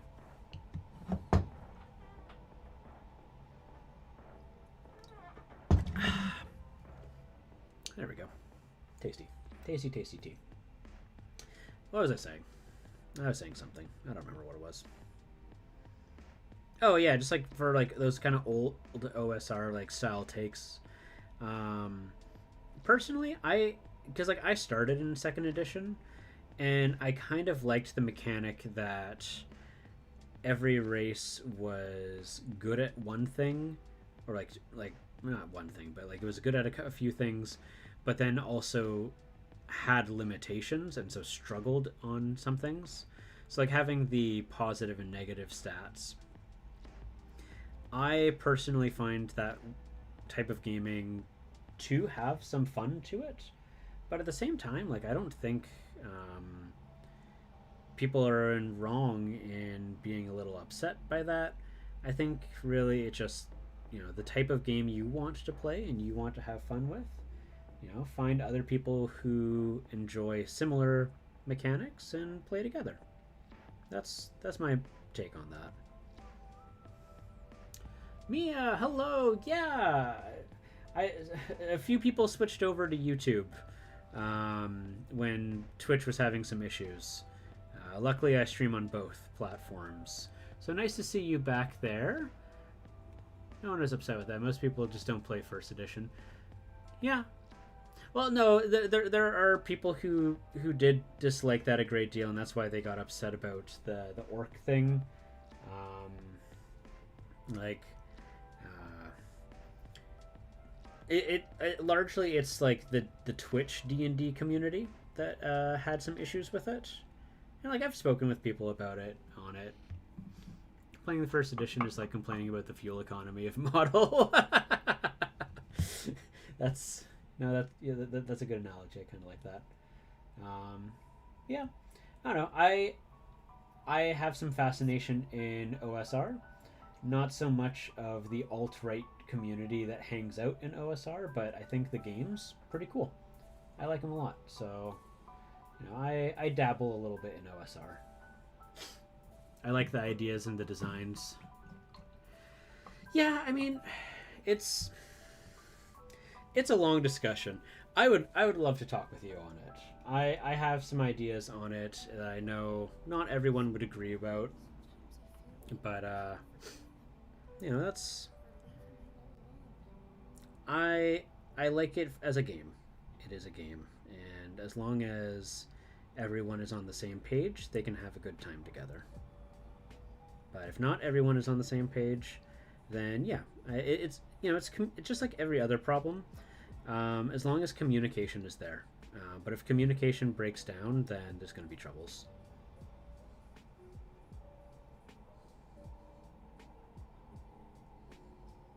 It's the same like the what do you call it? There's a word for it.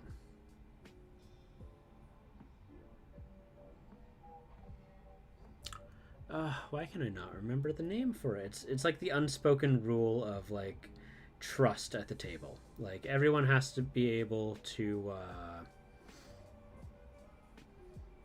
have their agreed upon. Like these are the things I'm okay with in the game, and these are the things I'm not okay with. It all comes down to people's personal tables. Like, and yeah, no. If everyone at the table is enjoying the game that they're playing, then everyone's enjoying the game at the table they're playing. That's it. And I've been in situations where I didn't like the table. I didn't like the way they were playing. So the solution wasn't for me to bring a fuss about it because they had been playing that way for a long time. So what did I do? I just left. I left the table. It was good and simple.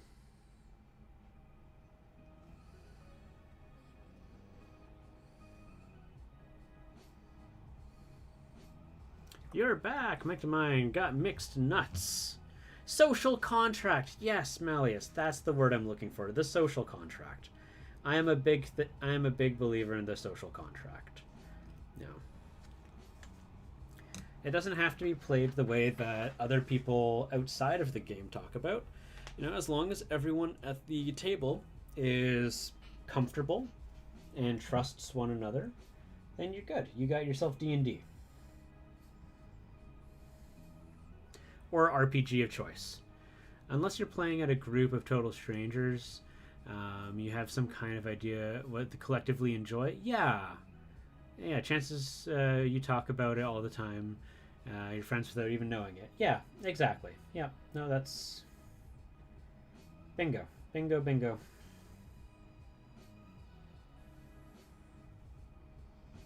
Twitch is back. Yeah.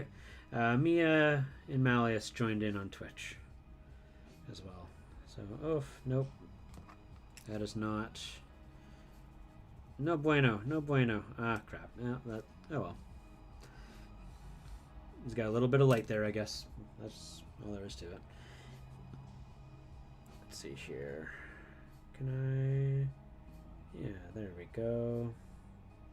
Really want to bring up the flashiness of that lightning arc there.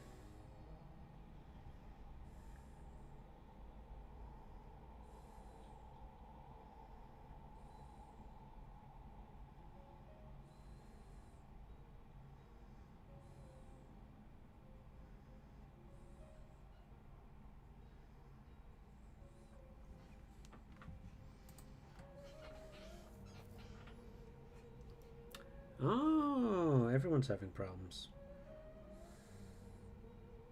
That kind of explains why, like, everything just died off on my stream. Like, everyone just went quiet for a little bit, and I was like, oh, okay.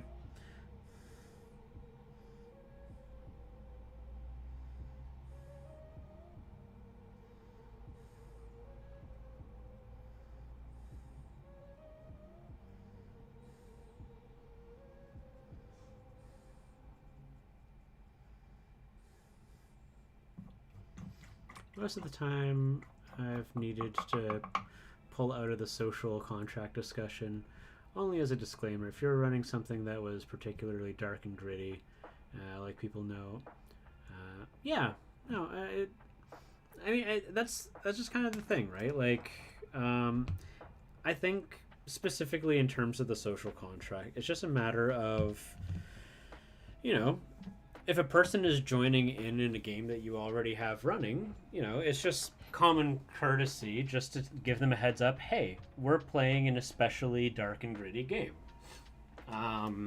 That already is just giving them a heads up. This is what you're entering into, and it's a little bit of a enter at your own risk.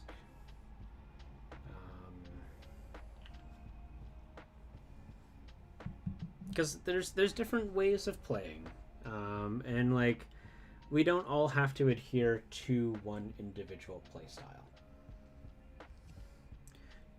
To let a person know ahead of time what you are uncomfortable with is just as much of a responsibility of the individual as it is for like a DM to say, you know, just give a heads up of what kind of game they're running.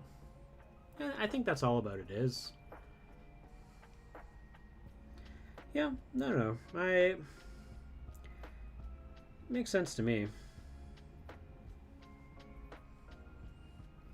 Because, like, in the end of the day, for myself,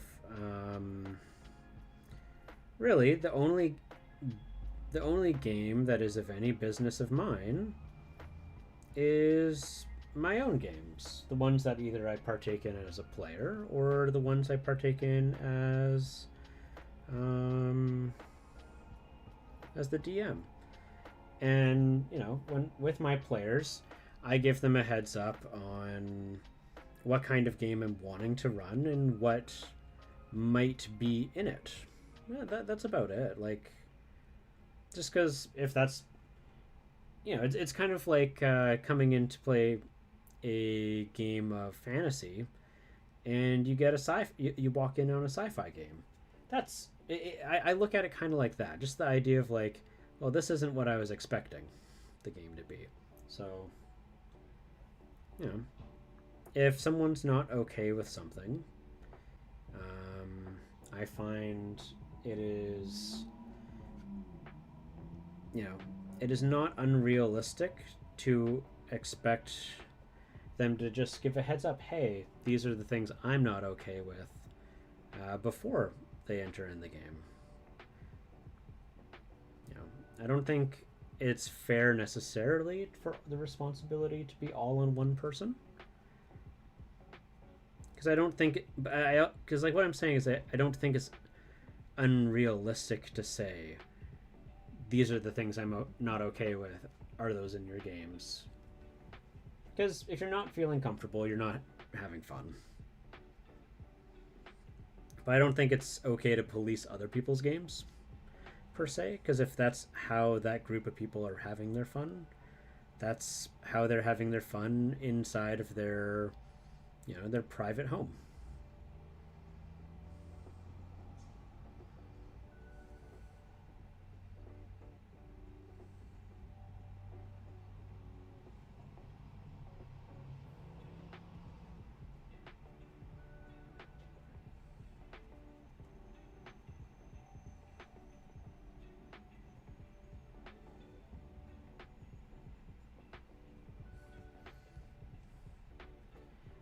Yeah, that's an interesting one. I will say I've been a little confused by um, people playing vampire games when they're squeamish of blood.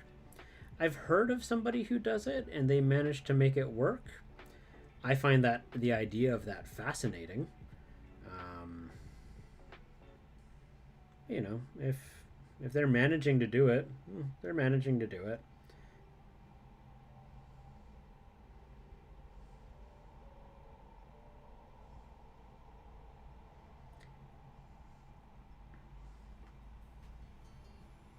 But yeah, that's kind of the joy of because vampires are sexy.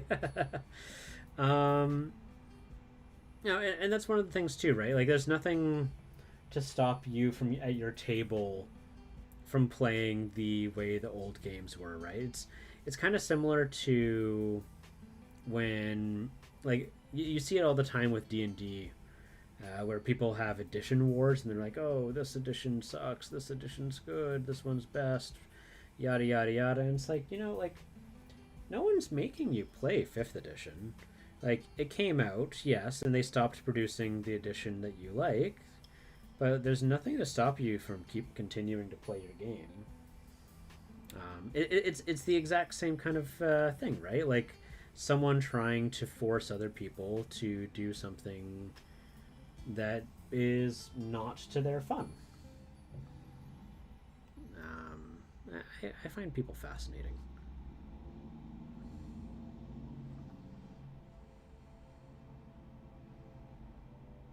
Yeah, no, exactly, and I think that's perfectly reasonable.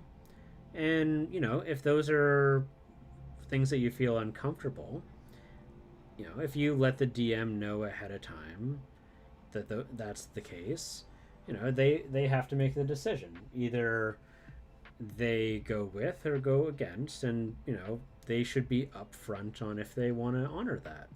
And if they're not going to honor it, then you walk away, right? Exactly. Yeah. No. No. Totally.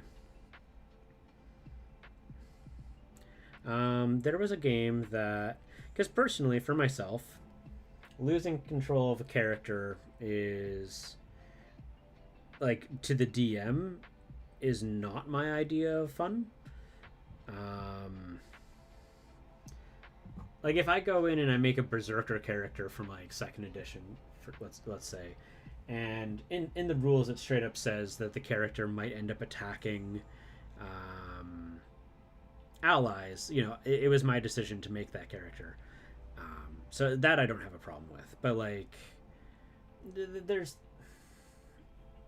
niche examples, but regardless, um, I let my players know one day. I was like, hey, so there's a thing I'm wanting to do. I'm might briefly like narrate things that your characters are experiencing. I just want to give you guys a heads up. Like, nothing, I'm not going to do anything that you won't feel comfortable with.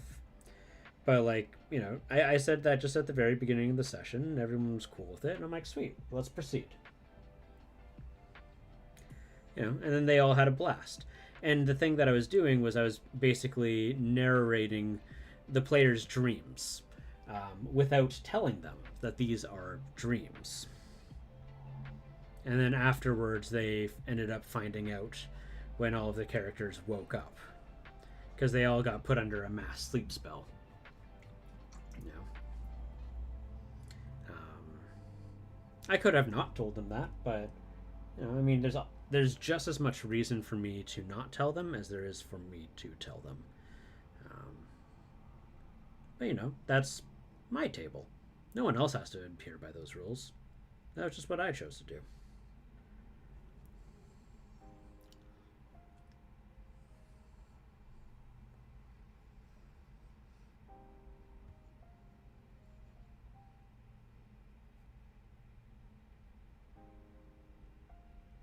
I think making a suggestion of a safe word is a cool idea in a game like that. I mean,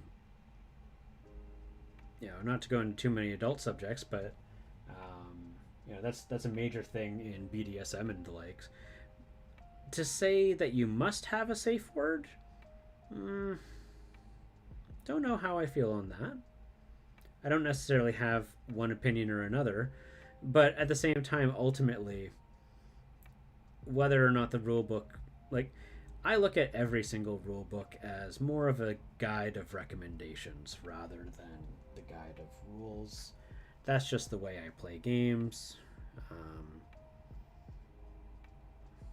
you know, I can see the understanding and logic behind making that decision. Like, and ultimately, in the end of the day, people are going to decide if they want to do that or not, right?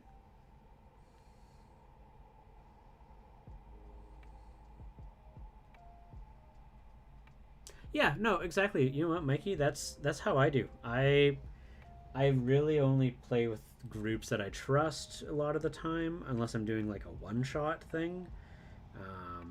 And if I'm doing a one shot, I might go into a little bit more details and the like. But yeah. Oh yeah, yeah, yeah. The traffic lights or the EXO cards. Yep. Yeah, those are an interesting thing.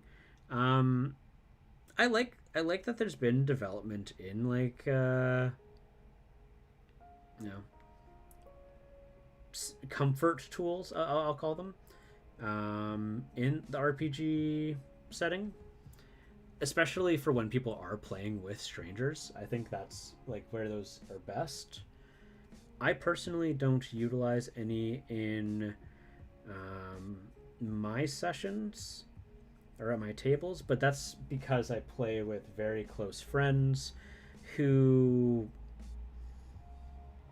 I remind regularly, like, hey, if like anything comes up, just let me know.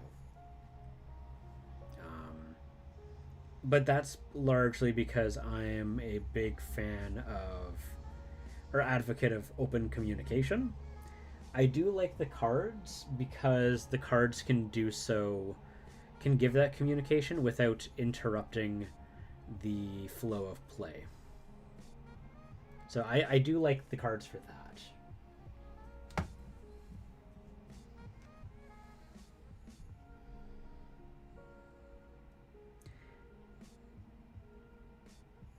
But all those things I'm relatively neutral on. I'm glad that there are options that exist. Um, I use some, don't use others. Um, I treat it kind of like religion. It is cool that you practice your religion. Um, and thank you for talking to me about your religion and telling me that it exists. But in the end of the day, whether I choose to convert to your religion is entirely my choice and my choice alone. That's how I look at a lot of these things, right? It's how I look at the edition wars. It's how I look at, um, you know, a lot of things. Because in the end of the day, the goal is to have fun, not for me to have to follow, the choices and decisions of insert A, B, C, D.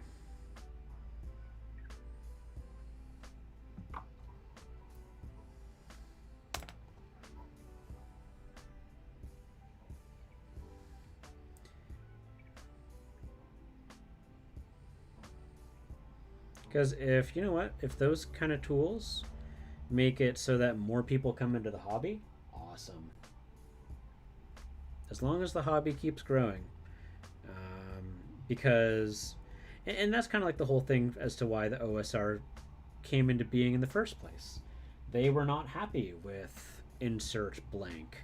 And so they liked the ways that they did things before and they developed more stuff. They were a response to new products. So yeah, even if there are people that I don't want to play with, let if the hobby keeps growing, someone's going to come up and step up to the plate and make something that I really like. So yeah.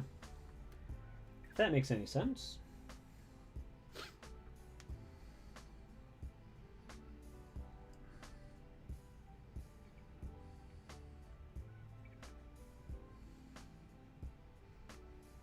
Yeah. Yeah, exactly. Like if you're at a convention or something, dope. What was it? What's his name? The Cipher guy. The guy that made the Cipher system. His company ended up making a literal social contract, basically, just saying that the DM can fill out or the players can fill out. Um, and it says these are the things that I am okay with in my game. These are the things I'm not okay with my game.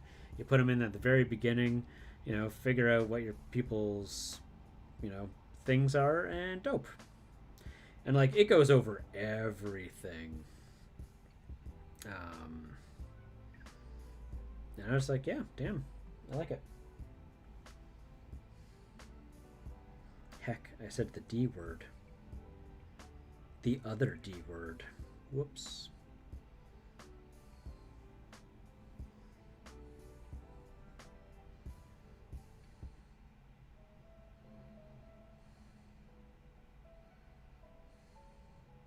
But yeah, Mal, I absolutely get where you're coming from on that. Because when I started hearing people upset about the some of the negative stat mods, I got where they were coming from, but I felt like if they had, maybe played some of the other editions, they may feel a little bit different about it. But, in the end of the day, if I go and design my own OSR, I can make two options. I could have one that has negative stat mods and one that doesn't.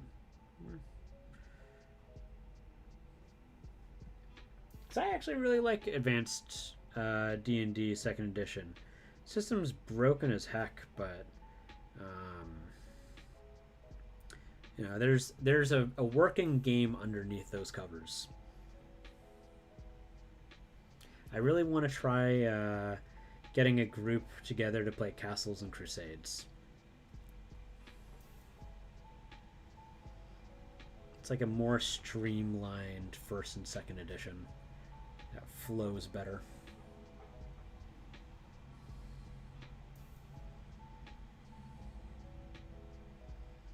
I've got a good chunk of the books for it too, actually.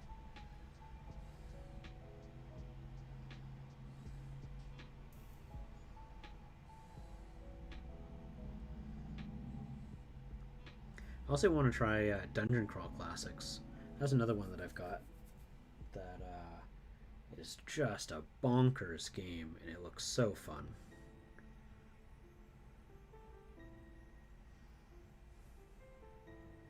Where you start the game with multiple characters who are all 100% randomly generated. They're all level 0 characters, and you throw them through a meat grinder, and the one that makes it at the end of the tunnel is who you end up playing as. I thought that was a real cool idea. I was like, yes, I'm down for that. All right.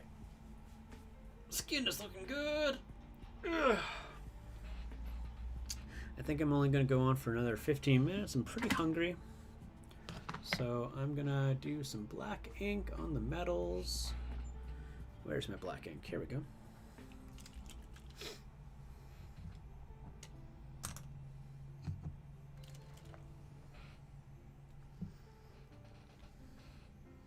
Let's get some metal work done.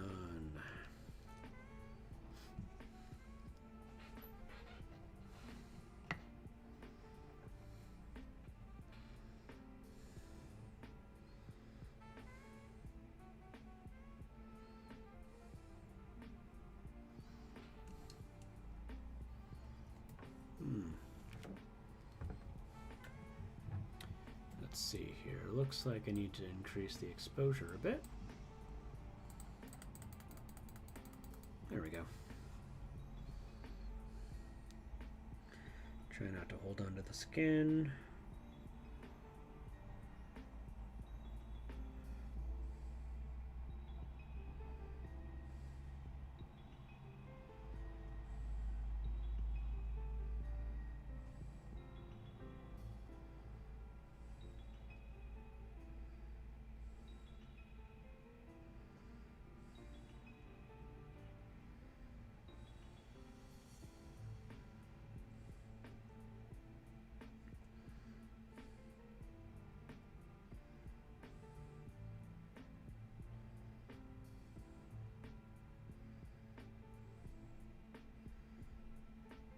But Mia, you're at work right now. How's work going today? Going well?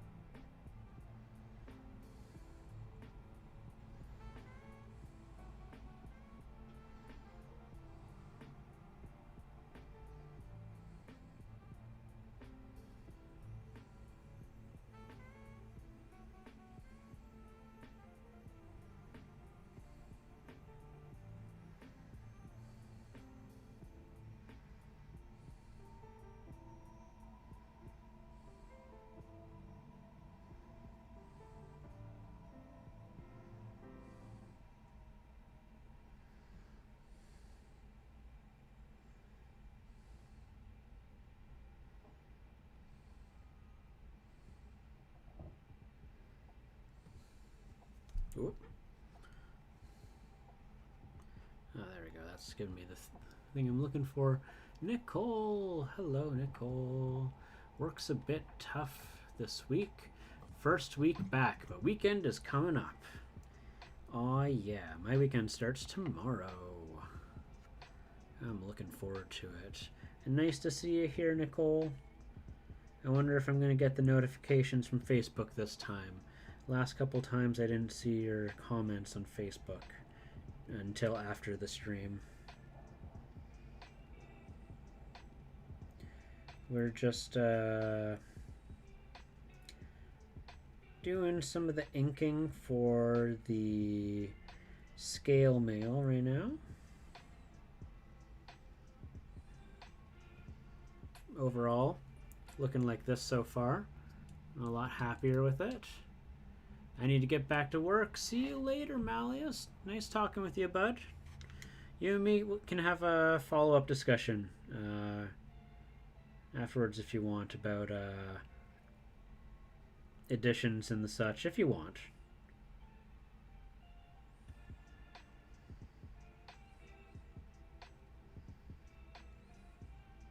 I'm kind of a what do you call it? I'm like a lover of all RPGs. I just want everyone to have fun. I don't want people curb stomping other people's fun. As long as everyone, and I think that's the important part. As long as everyone is safe and at the table having fun. Because, sometimes people feel uncomfortable, but they don't want to speak up. I think that's the only time that there's real problems.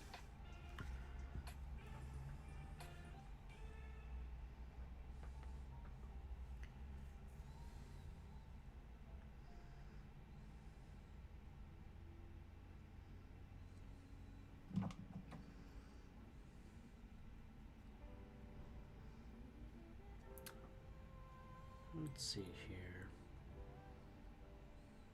Should I go over that a second time? It's popping pretty nice. Maybe what I'll do is I'll do this. So I got that. Let's go with the chainmail silver. Actually, no. Here, before I do that, let's keep using this ink before it dries out. I've got a bad habit of letting ink dry out.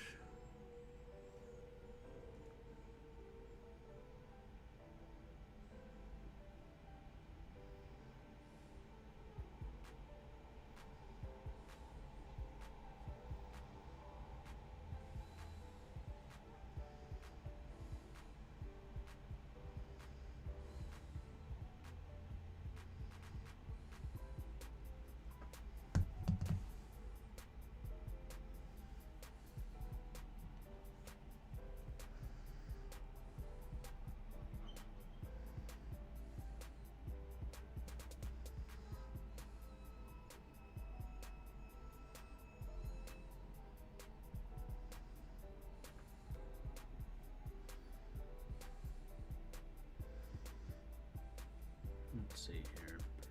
So if I have that, that's reflecting, that's going to be the brightest.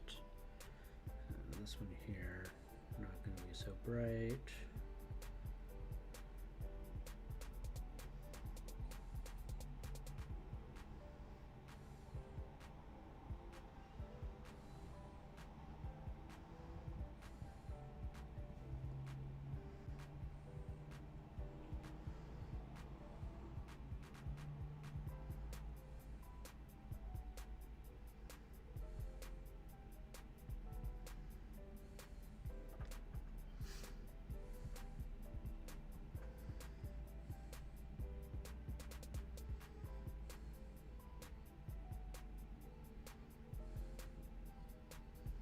Little nicks and dings.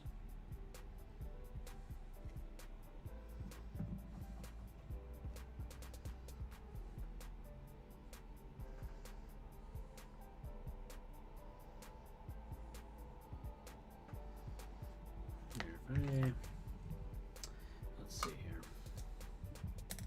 This sword is weird. If I go, and it's pulp reference, reflective sword.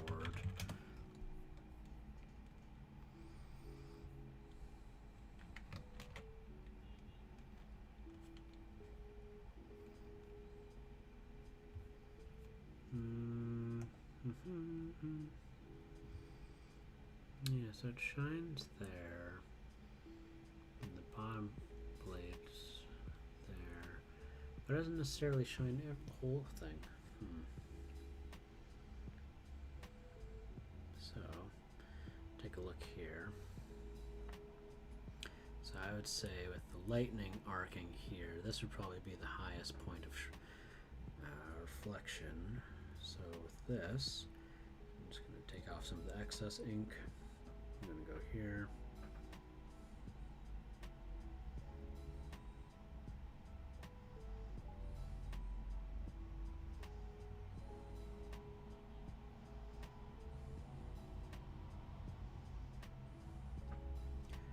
And it's just going to create a little bit of more of a dramatic effect there. And then, let's see, for that here, that part's going to be a little bit more reflective.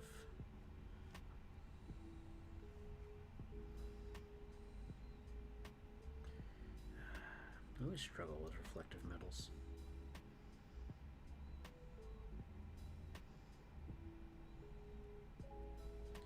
They're not easy, I tell you.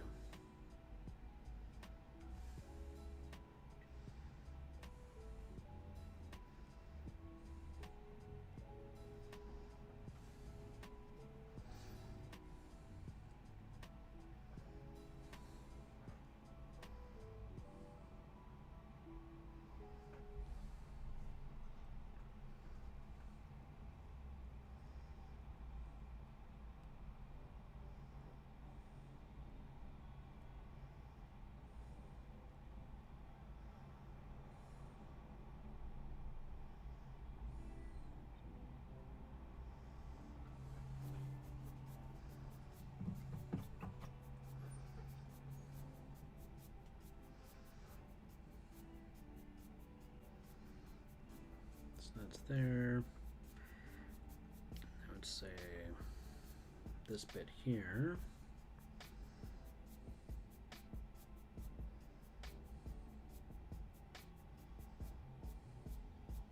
Actually, before I do that, I can see that I actually have to apply a bit more of this gunmetal color, because it looks like it didn't really go all the way through on some of these.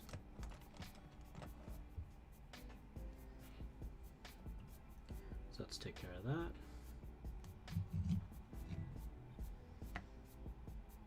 Getting to a point now that I really have to just not hold onto the mini itself at all. Which, you know, happens.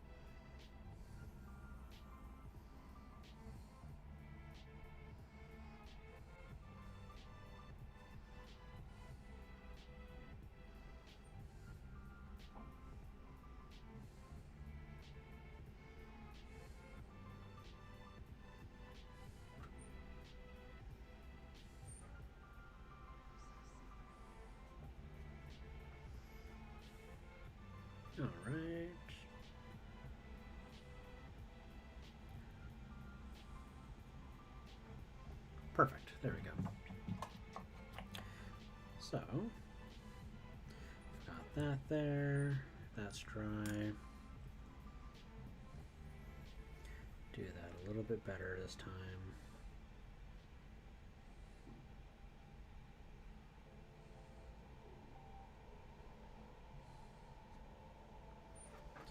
So over here, that's instead going to be on the top, because metal is weird.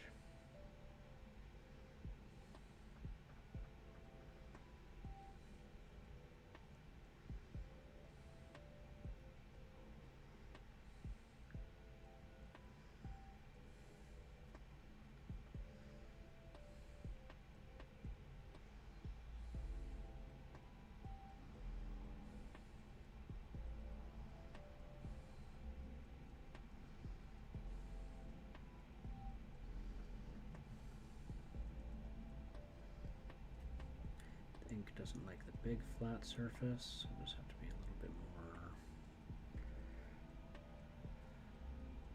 more liberal in some areas. There we go. So now I've done that.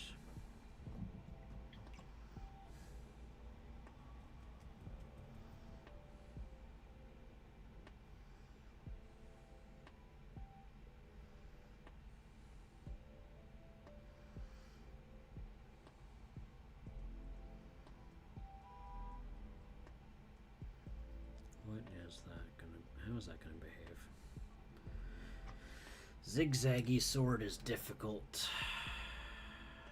There it goes. That's, if I do that way, then I can't see that side.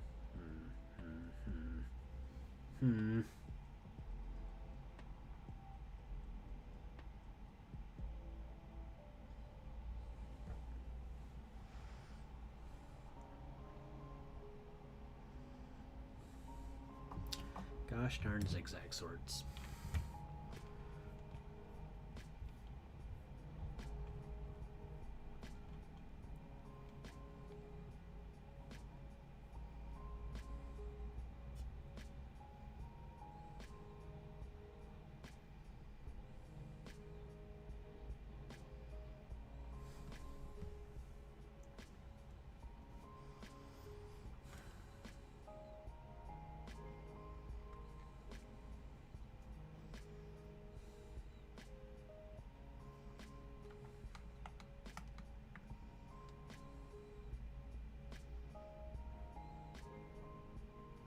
So what I do know is that the opposites flip.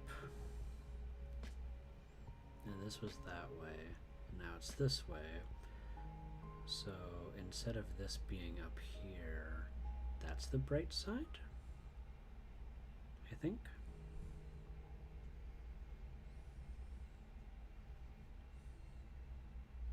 We'll give it a shot.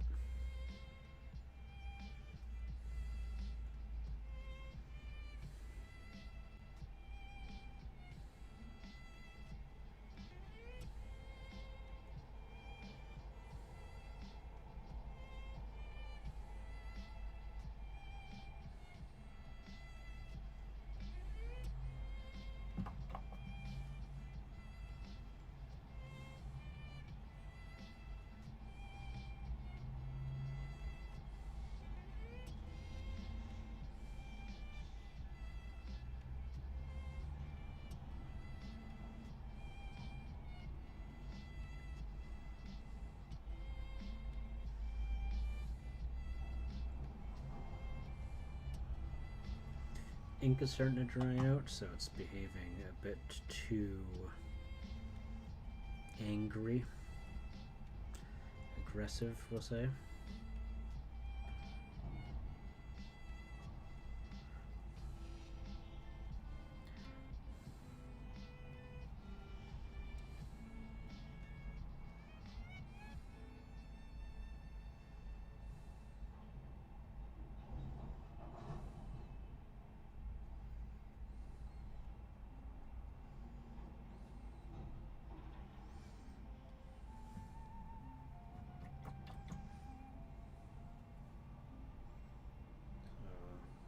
mix that up. I'm just going to take that and we're just going to mix that up halfway there. Make it a little bit more gradual. This was way too strong here. Yeah.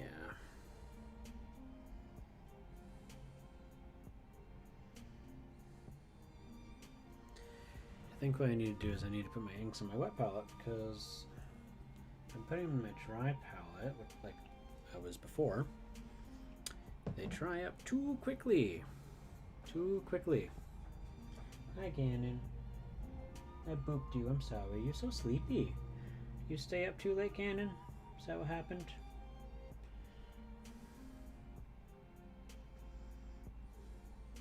Yeah, you know what? Start it from scratch on that. It's a nice thing about working with a metallic. I can just paint right over it. Whole thing just disappears. I'll let that dry. So now, using this, we're going to do here and go in here. We're just going to maybe dry or brush off just a little bit better.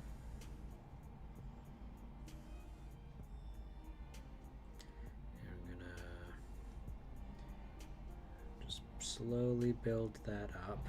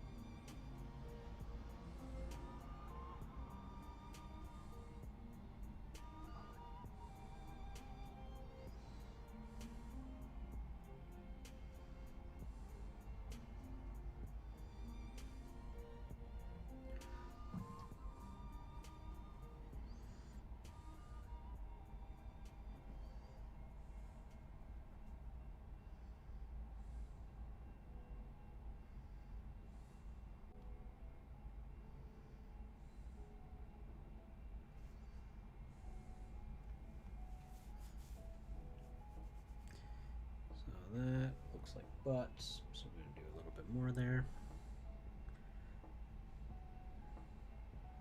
And that should be good on there.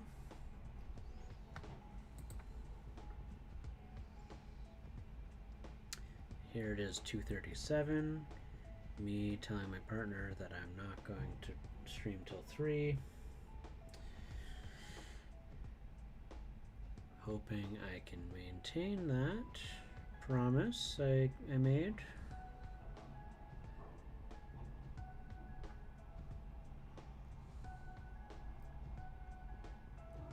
Big whoops. Ah, there's a hair there. Gannon, is that one of yours? Is it still there? Sure is. Yoink.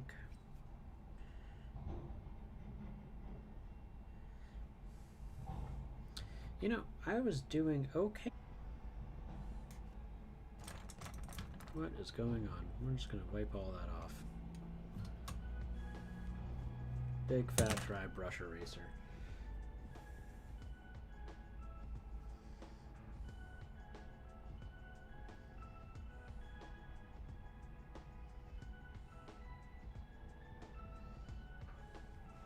Just have to go one at a time is all. We're just going to boop that, take that away. Cool. Let's try this now.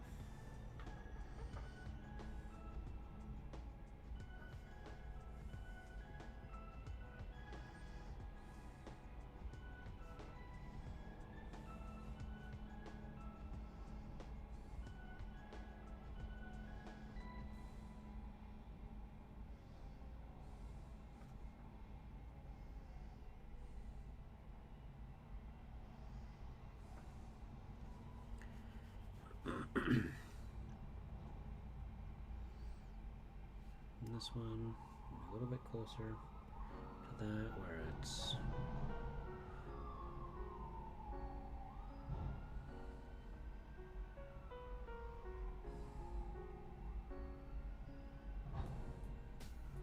that.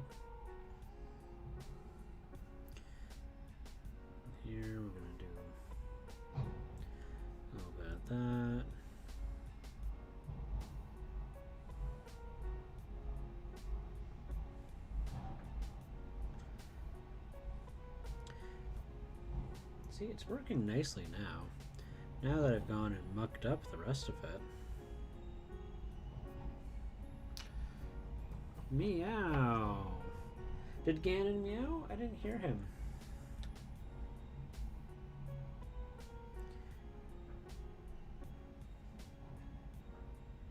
Ganon, are you being loud?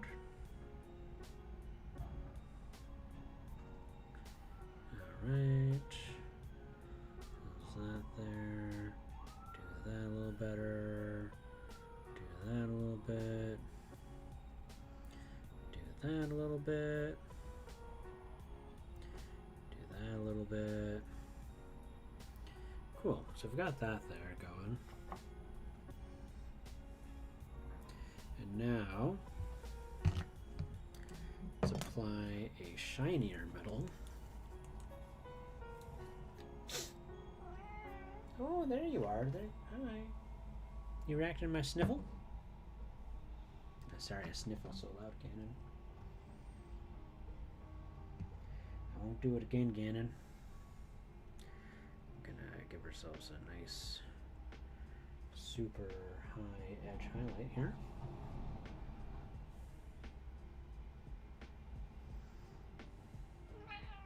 Yeah. Is it the beginning of the meow? The meowing? Yeah. This blade is really dull at this point right here. Oh. Yeah, he's deciding it's food time. That's okay. I need to call it quits anyways. But I'm having so much fun. Heck.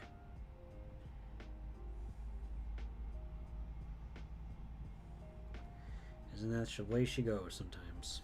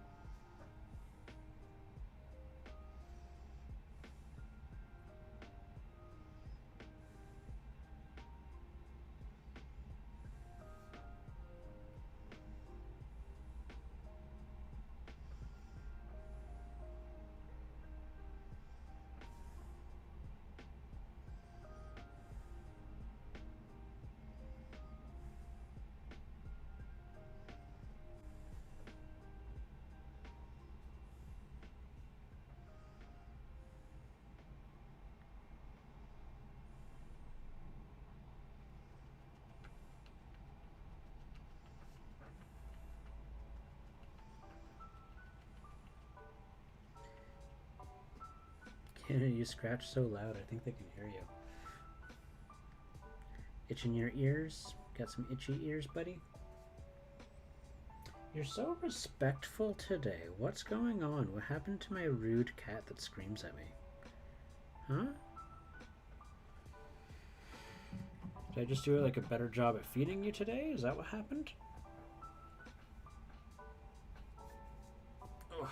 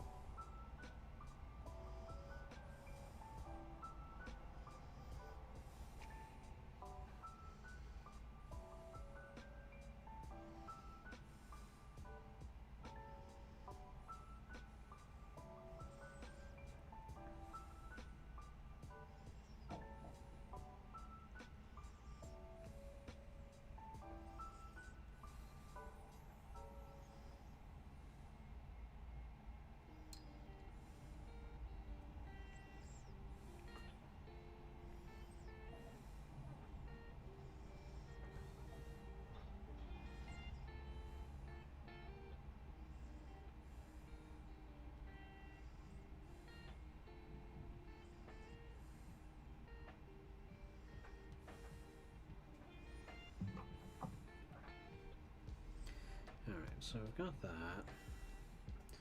So this is going to be definitely the bright end there. It looks like I already shadowed that part. I'm going to go real high on our chainmail silver.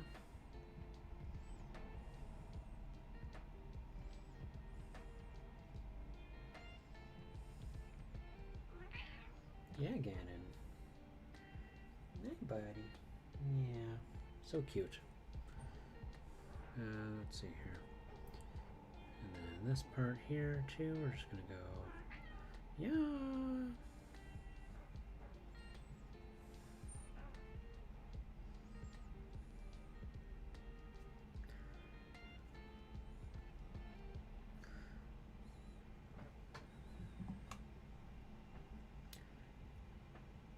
Show off that brightness by just going in here, just going in.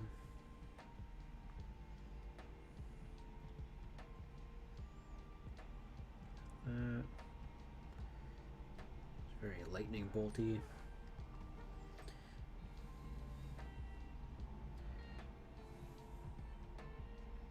Probably darken some more of those depths.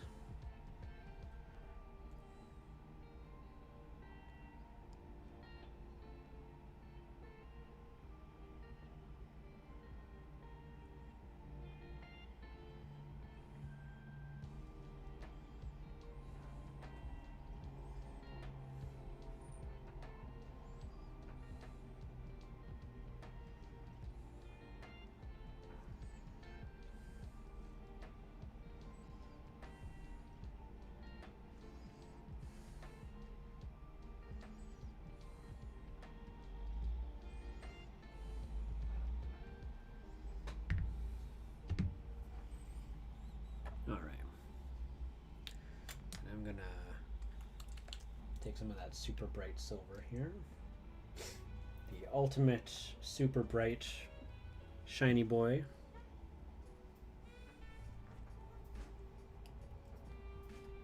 We're just gonna take some of that.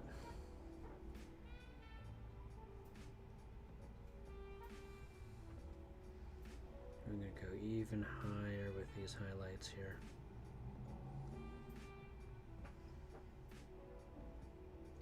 Because this is getting like the full lightning effect here.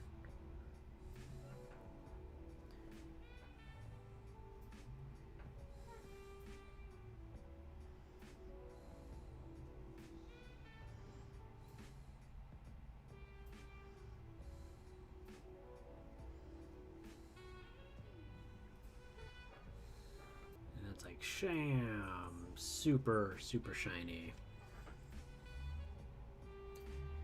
See here too, so where it is here, it's going to get real bright in comparison.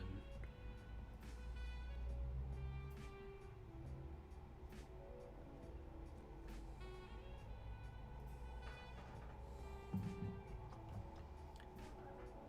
places that I add that silver, I'm just going to explode and bright. Oof, no, this is the wrong brush for that.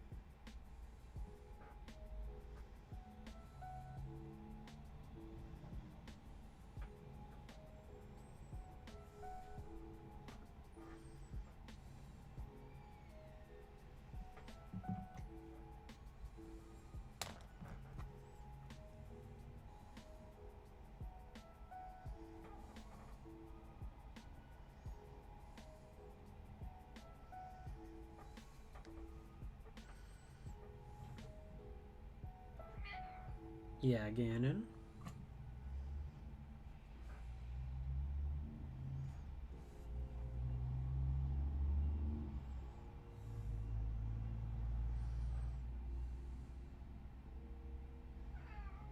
Oh. Oh.